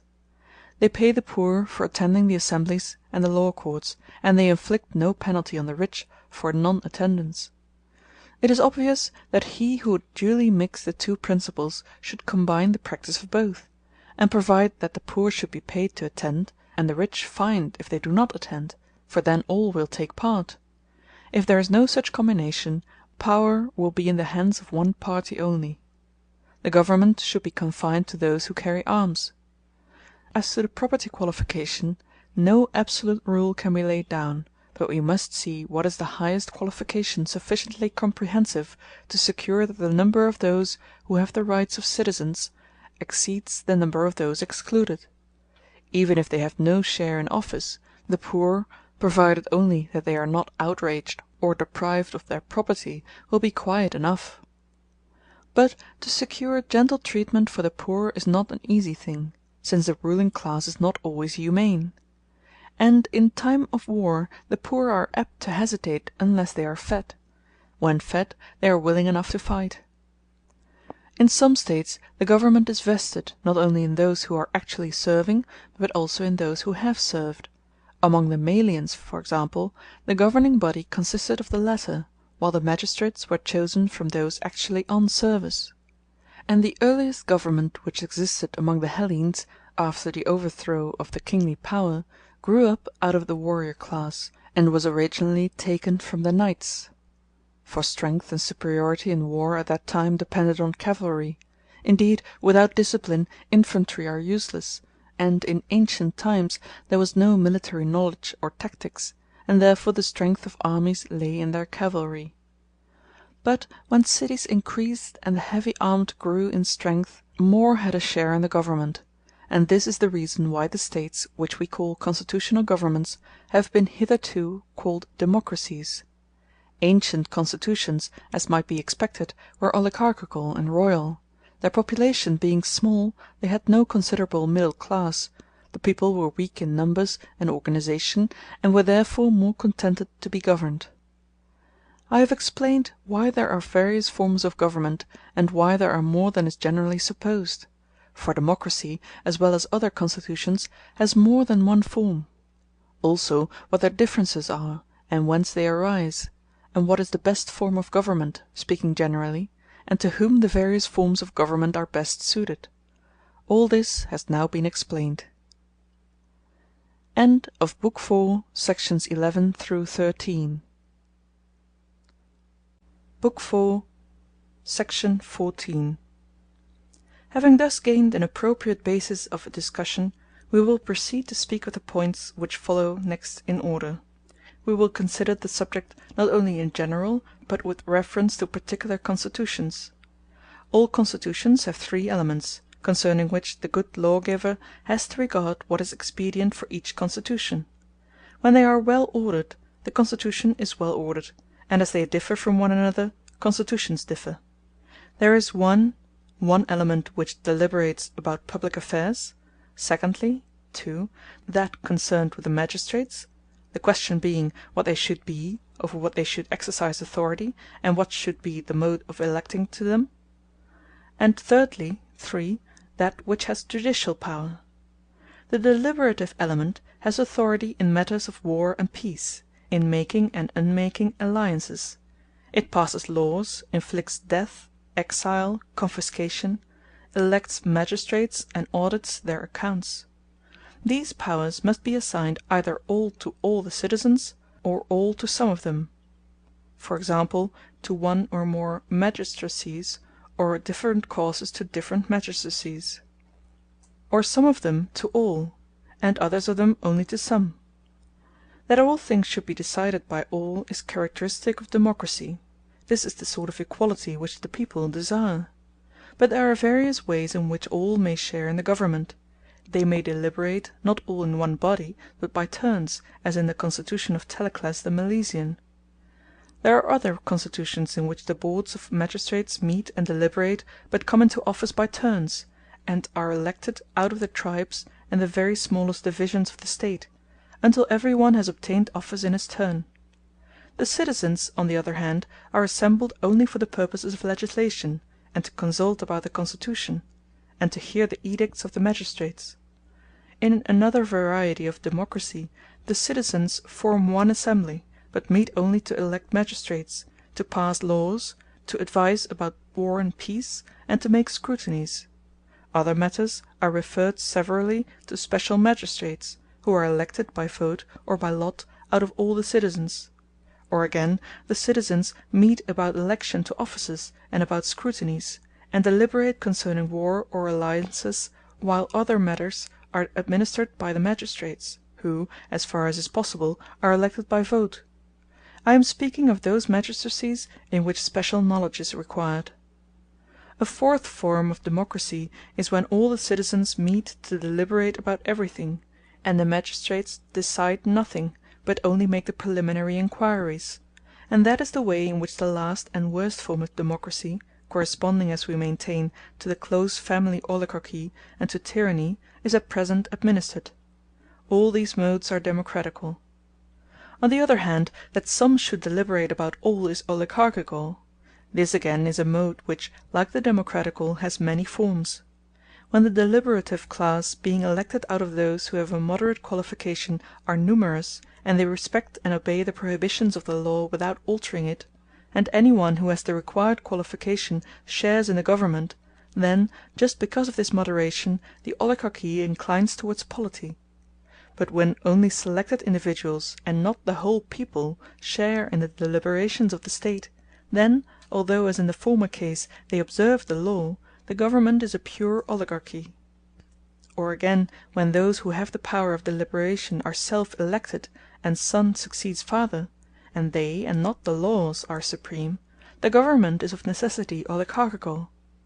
Where again particular persons have authority in particular matters, for example, when the whole people decide about peace and war and hold scrutinies, but the magistrates regulate everything else, and they are elected by vote, there the government is an aristocracy.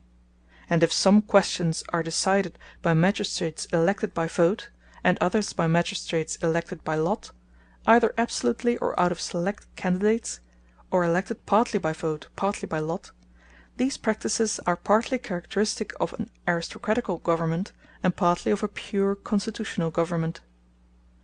These are the various forms of the deliberative body; they correspond to the various forms of government; and the government of each State is administered according to one or other of the principles which have been laid down. Now it is for the interest of democracy, according to the most prevalent notion of it, I am speaking of that extreme form of democracy in which the people are supreme even over the laws, with a view to better deliberation, to adopt the custom of oligarchies respecting courts of law. For in oligarchies the rich who are wanted to be judges are compelled to attend under pain of a fine, whereas in democracies the poor are paid to attend. And this practice of oligarchies should be adopted by democracies in their public assemblies, for they will advise better if they all deliberate together, the people with the notables, and the notables with the people. It is also a good plan that those who deliberate should be elected by vote, or by lot, in equal numbers, out of the different classes; and that if the people greatly exceed in number those who have political training, pay should not be given to all, but only to as many as would balance the number of the notables; or that the number in excess should be eliminated by lot. But in oligarchies either certain persons should be co-opted from the mass, or a class of officers should be appointed, such as exist in some states, who are termed probili and guardians of the law; and the citizens should occupy themselves exclusively with matters on which these have previously deliberated; for so the people will have a share in the deliberations of the state, but will not be able to disturb the principles of the constitution. Again, in oligarchies either the people ought to accept the measures of the government, or not to pass anything contrary to them; or, if all are allowed to share in council, the decision should rest with the magistrates. The opposite of what is done in constitutional governments should be the rule in oligarchies: the veto of the majority should be final, their assent not final, but the proposal should be referred back to the magistrates. Whereas in constitutional governments they take the contrary course: the few have the negative, not the affirmative power; the affirmation of everything rests with the multitude. These then are our conclusions respecting the deliberative, that is, the supreme element in States. Section 15. Next we will proceed to consider the distribution of offices, this too being a part of politics concerning which many questions arise. What shall their number be? Over what shall they preside? And what shall be their duration? Sometimes they last for 6 months, sometimes for less. Sometimes they are annual, while in other cases offices are held for still longer periods. Shall they be for life, or for a long term of years? Or, if for a short term only, shall the same persons hold them over and over again, or once only? Also about the appointment to them: from whom are they to be chosen, and by whom, and how?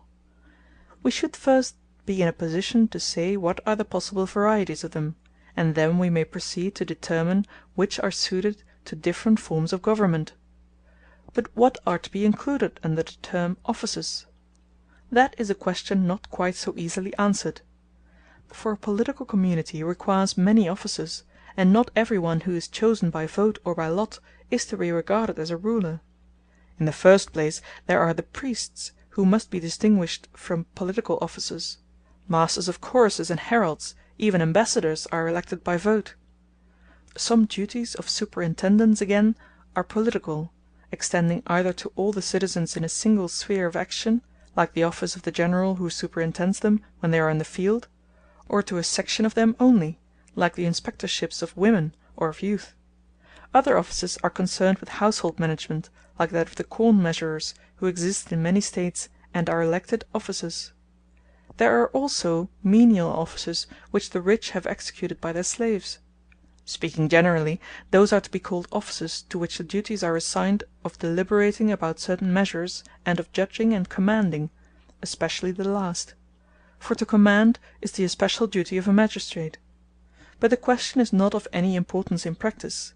No one has ever brought into court the meaning of the word, although such problems have a speculative interest. What kinds of offices, and how many, are necessary to the existence of a state, and which, if not necessary, yet conduce to its well-being, are much more important considerations, affecting all constitutions, but more especially small states. For in great states it is possible, and indeed necessary, that every office should have a special function. Where the citizens are numerous, many may hold office. And so it happens that some offices a man holds a second time only after a long interval, and others he holds once only. And certainly every work is better done which receives the sole, and not the divided attention of the worker. But in small states it is necessary to combine many offices in a few hands, since the small number of citizens does not admit of many holding office; for who will there be to succeed them? And yet small states at times require the same offices and laws as large ones. The difference is that the one want them often, the others only after long intervals. Hence there is no reason why the care of many offices should not be imposed on the same person, for they will not interfere with each other. When the population is small, offices should be like the spits, which also serve to hold a lamp. We must first ascertain how many magistrates are necessary in every state, and also how many are not exactly necessary, but are nevertheless useful, and then there will be no difficulty in seeing what offices can be combined in one.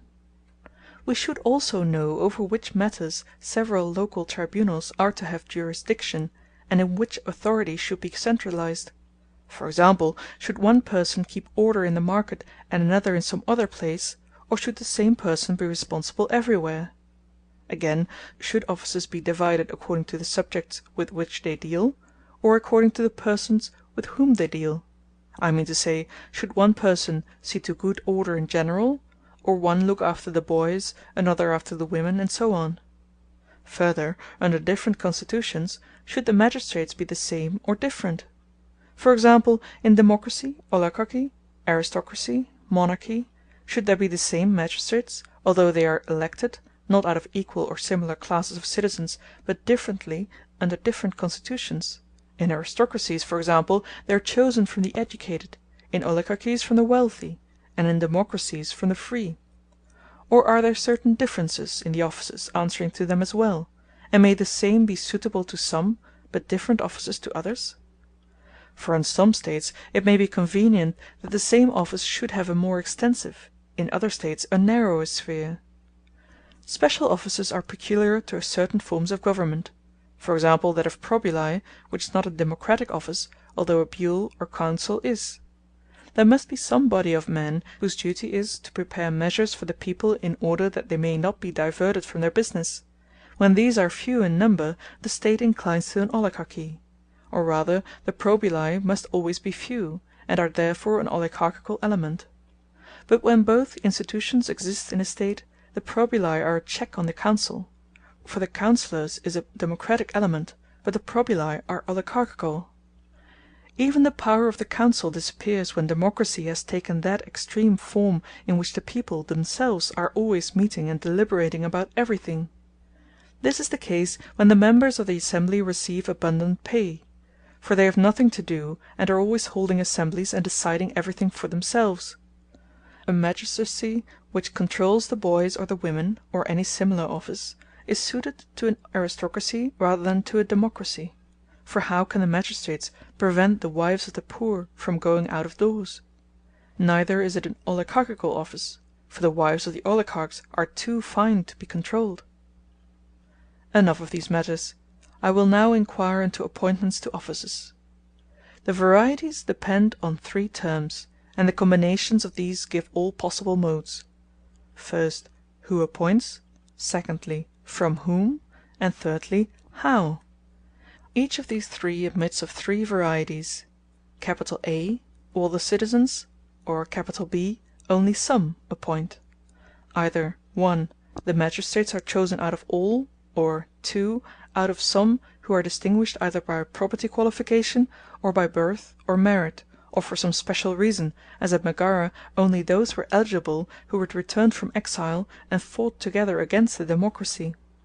They may be appointed either A, by vote, or B, by lot. Again, these several varieties may be coupled. I mean that C.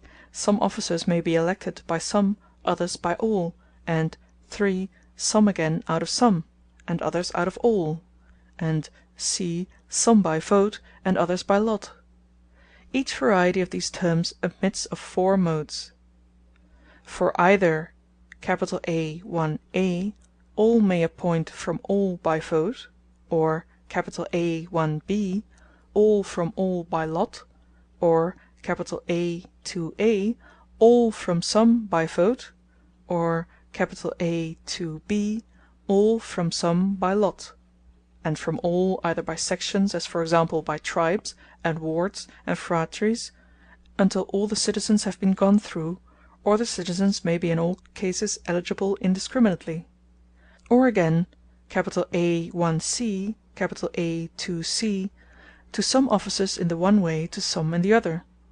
Again, if it is only some that appoint, they may do so either B 1a, from all by vote; or B 1b, from all by lot; or B 2a, from some by vote; or B 2b, from some by lot; or to some offices in the one way, to others in the other, i.e.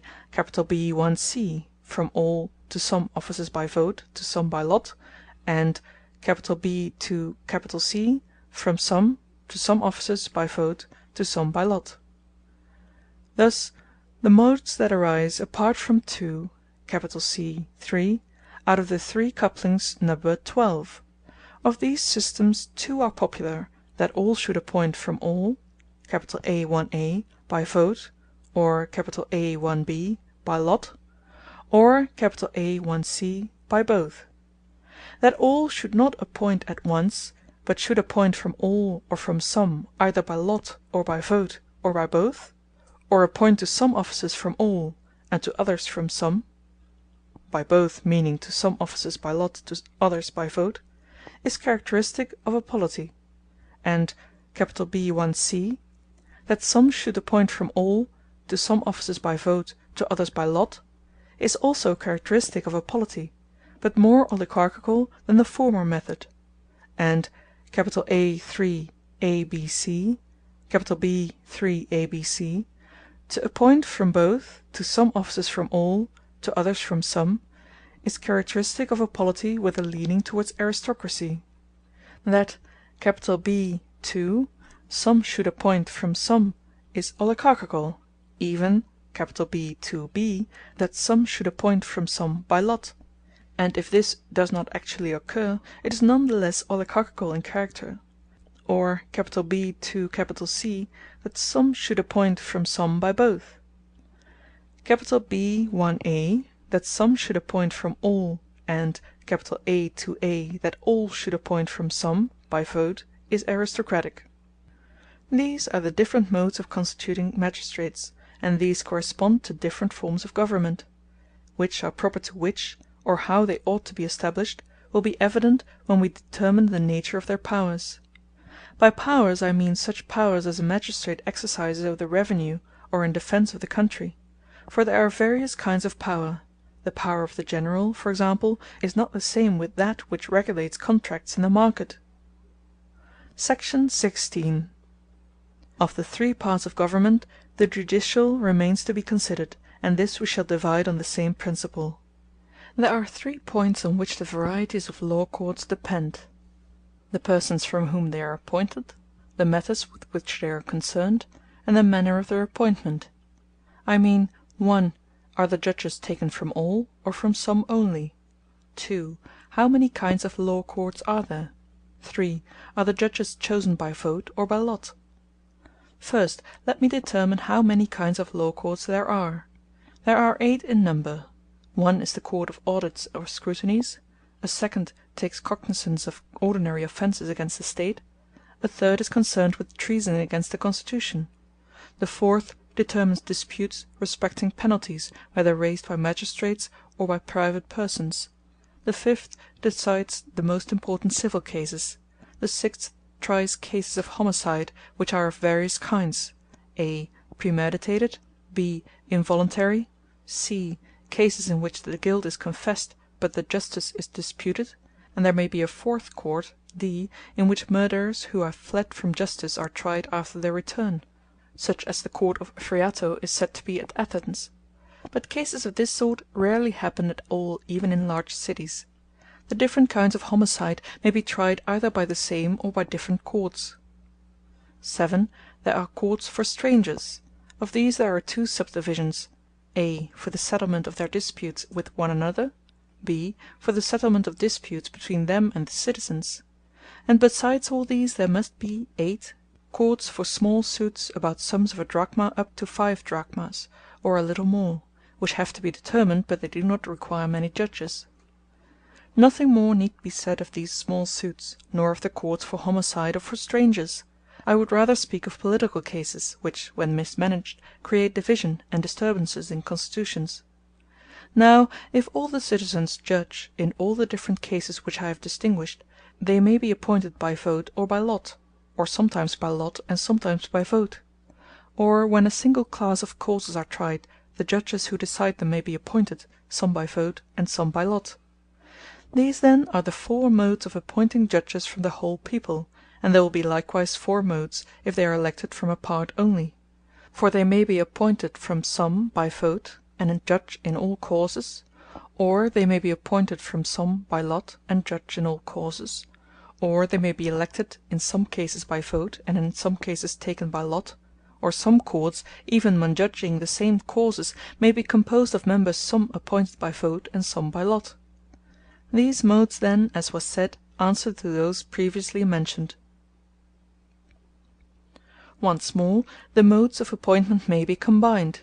I mean that some may be chosen out of the whole people, others out of some out of both. For example, the same tribunal may be composed of some who are elected out of all, and of others who are elected out of some, either by vote, or by lot, or by both. In how many forms law courts can be established has now been considered. The first form, viz., that in which the judges are taken from all the citizens, and in which all causes are tried, is democratical. The second, which is composed of a few only who try all causes, oligarchical. The third, in which some courts are taken from all classes, and some from certain classes only, aristocratical and constitutional. End of Book 4, sections 14 through 16. Book 5, sections 1 through 4. 1. The design which we propose to ourselves is now nearly completed. Next in order follow the causes of revolution in states, how many and of what nature they are, what modes of destruction apply to particular states, and out of what, and into what they mostly change. Also, what are the modes of preservation in states generally, or in a particular state, and by what means each state may be best preserved. These questions remain to be considered.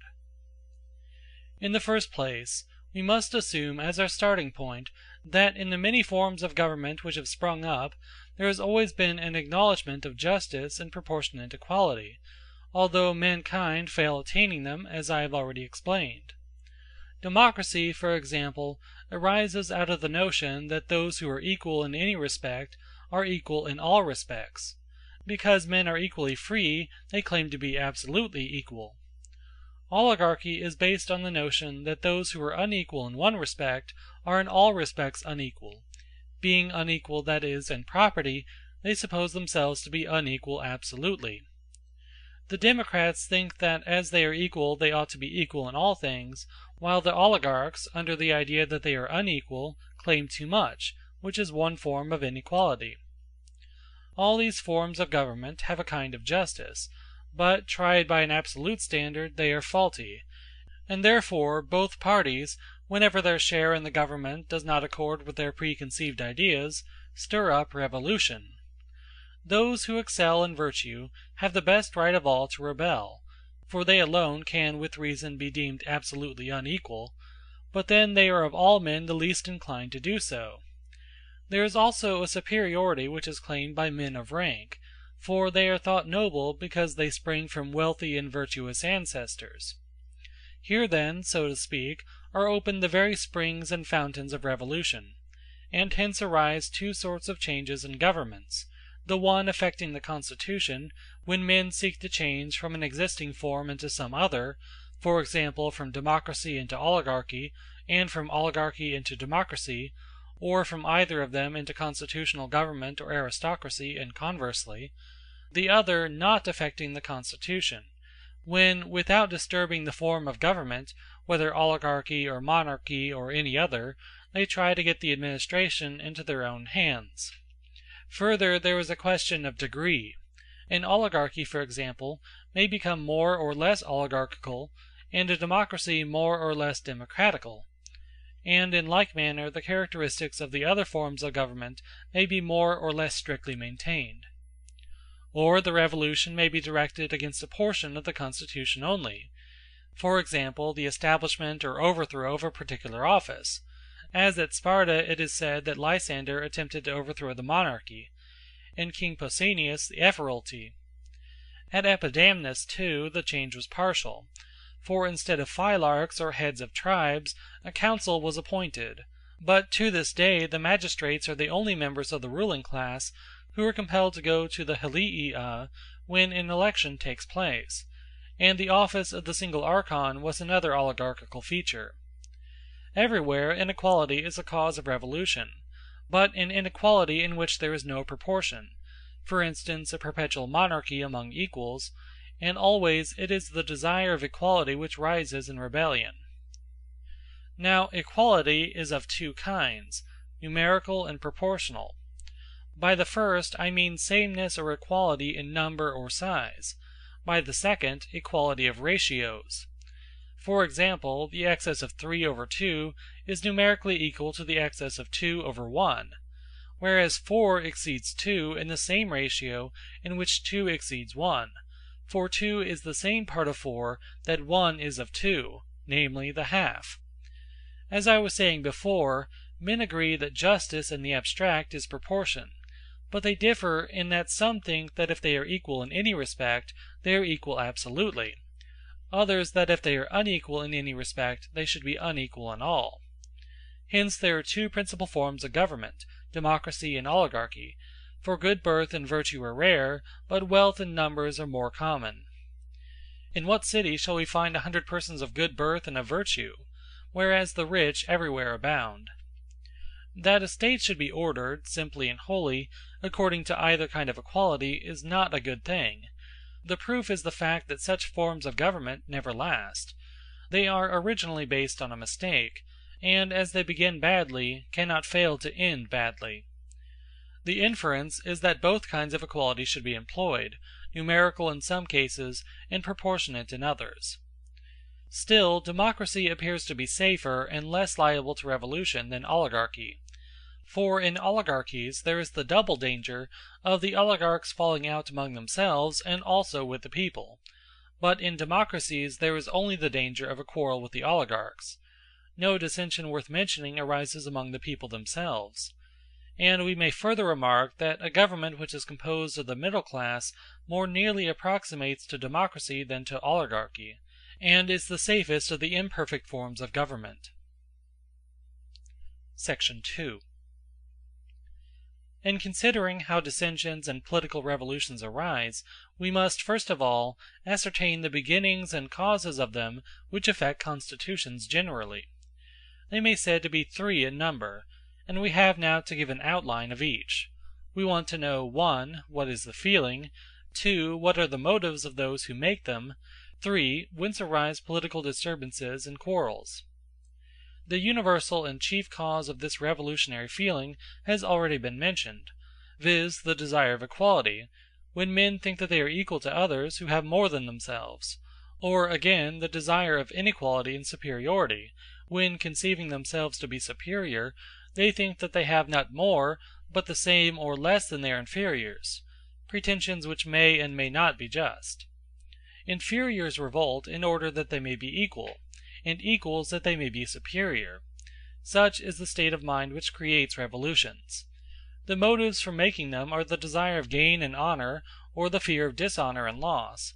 The authors of them want to divert punishment or dishonor from themselves or their friends.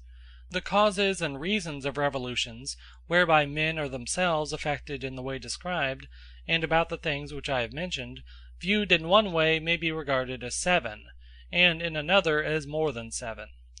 2 of them have already been noticed, but they act in a different manner, for men are excited against one another by the love of gain and honor, not, as in the case which I have just supposed, in order to obtain them for themselves, but at seeing others, justly or unjustly, engrossing them. Other causes are insolence, fear, excessive predominance, contempt, disproportionate increase in some part of the state. Causes of another sort are election intrigues, carelessness, neglect about trifles, dissimilarity of aliments. Section 3. What share insolence and avarice have in creating revolutions, and how they work, is plain enough. When the magistrates are insolent and grasping, they conspire against one another, and also against the constitution from which they derive their power, making their gains either at the expense of individuals or of the public. It is evident, again, what an influence honor exerts, and how it is a cause of revolution. Men who are themselves dishonored, and who see others obtaining honors, rise in rebellion. The honor or dishonor when undeserved is unjust, and just when awarded according to merit. Again, superiority is a cause of revolution when one or more persons have a power which is too much for the state and the power of the government. This is a condition of affairs out of which there arises a monarchy, or a family oligarchy. and therefore in some places, as at Athens and Argos, they have recourse to ostracism. But how much better to provide from the first that there should be no such preeminent individuals, instead of letting them come into existence and then finding a remedy. Another cause of revolution is fear. Either men have committed wrong and are afraid of punishment, or they are expecting to suffer wrong and are desirous of anticipating their enemy. Thus at Rhodes the notables conspired against the people through fear of the suits that were brought against them. Contempt is also a cause of insurrection and revolution, for example in oligarchies, when those who have no share in the state are the majority, they revolt, because they think that they are the stronger. Or again in democracies, the rich despise the disorder and anarchy of the state. At Thebes, for example, where after the battle of Enophita, the bad administration of the democracy led to its ruin. At Megara, the fall of the democracy was due to a defeat occasioned by disorder and anarchy. And at Syracuse, the democracy aroused contempt before the tyranny of Gelo arose, at Rhodes before the insurrection. Political revolutions also spring from a disproportionate increase in any part of the state. For as a body is made up of many members, and every member ought to grow in proportion, that symmetry may be preserved, but loses its nature if the foot be 4 cubits long, and the rest of the body 2 spans. And should the abnormal increase be one of quality as well as of quantity, may even take the form of another animal. Even so, a state has many parts, of which some one may often grow imperceptibly. For example, the number of poor in democracies and in constitutional states. And this disproportion may sometimes happen by an accident, as at Tarentum, from a defeat in which many of the notables were slain in a battle with the Iapygians, just after the Persian War, the constitutional government in consequence becoming a democracy. Or as was the case at Argos, where the Argives, after their army had been cut to pieces on the 7th day of the month by Cleomenes the Lacedaemonian, were compelled to admit to citizen some of their periici; and at Athens, when, after frequent debates of their infantry at the time of the Peloponnesian War, the notables were reduced in number, because the soldiers had to be taken from the roll of citizens. Revolutions arise from this cause as well, in democracies as in other forms of government, but not to so great an extent. When the rich grow numerous or properties increase, the form of government changes into an oligarchy or a government of families. Forms of government also change, sometimes even without revolution, owing to election contests, as at Heraea, where instead of electing their magistrates they took them by lot, because the electors were in the habit of choosing their own partisans. Or owing to carelessness, when disloyal persons are allowed to find their way into the highest offices, as at Oreum, where upon the accession of Heracliodorus to office the oligarchy was overthrown, and changed by him into a constitutional and democratical government. Again, the revolution may be facilitated by the slightness of the change. I mean that a great change may sometimes slip into the constitution through neglect of a small matter. At Ambracia, for instance, the qualification for office, small at first, was eventually reduced to nothing. For the Ambraciots thought that a small qualification was much the same as none at all. Another cause of revolution is difference of races, which do not at once acquire a common spirit. For a state is not the growth of a day, any more than it grows out of a multitude brought together by accident. Hence the reception of strangers in colonies, either at the time of their foundation or afterwards, has generally produced revolution. For example, the Achaeans who joined the Trezenians in the foundation of Sybaris, becoming later the more numerous, expelled them. Hence the curse fell upon Sybaris. At Thurii, the Sybarites quarreled with their fellow colonists, thinking that the land belonged to them. They wanted too much of it and were driven out. At Byzantium, the new colonists were detected in a conspiracy, and were expelled by force of arms. The people of Antissa, who had received the Chian exiles, fought with them and drove them out. And the Zancleans, after having received the Samians, were driven by them out of their own city. The citizens of Apollonia on the Euxine, after the introduction of a fresh body of colonists, had a revolution. The Syracusans, after the expulsion of their tyrants, having admitted strangers and mercenaries to the rights of citizenship, quarrelled and came to blows. The people of Amphipolis, having received Chalcidian colonists, were nearly all expelled by them. Now in oligarchies the masses make revolution under the idea that they are unjustly treated, because, as I said before, they are equals, and have not an equal share. And in democracies the notables revolt because they are not equals, and yet have only an equal share. Again, the situation of cities is a cause of revolution when the country is not naturally adapted to preserve the unity of the state. For example, the Kytians at Clazamene did not agree with the people of the island, and the people of Colophon quarreled with the Notians. At Athens, too, the inhabitants of the Piraeus are more democratic than those who live in the city. For just as in war the impediment of a ditch, though ever so small, may break a regiment, so every cause of difference, however slight, makes a breach in a city. The greatest opposition is confessedly that of virtue and vice, next comes that of wealth and poverty, and there are other antagonistic elements, greater or less, of which one is the difference of place. Section 4. In revolutions the occasions may be trifling, but great interests are at stake. Even trifles are most important when they concern the rulers, as was the case of old at Syracuse, for the Syracusan constitution was once changed by a love quarrel of two young men who were in the government. The story is that while one of them was away from home, his beloved was gained over by his companion, and he, to revenge himself, seduced the other's wife. They then drew the ruling class into their quarrel, and so split all the people into portions. We learn from this story that we should be on our guard against the beginnings of such evils, and should put an end to the quarrels of chiefs and mighty men. The mistake lies in the beginning, as the proverb says, "Well begun is half done." So an error at the beginning, though quite small, bears the same ratio to the errors in the other parts. In general, when the notables quarrel, the whole city is involved, as happened in Hesdea after the Persian War. The occasion was the division of an inheritance. One of two brothers refused to give an account of their father's property and the treasure which he had found. So the poorer of the two quarreled with him, and enlisted in his cause the popular party; the other, who was very rich, the wealthy classes.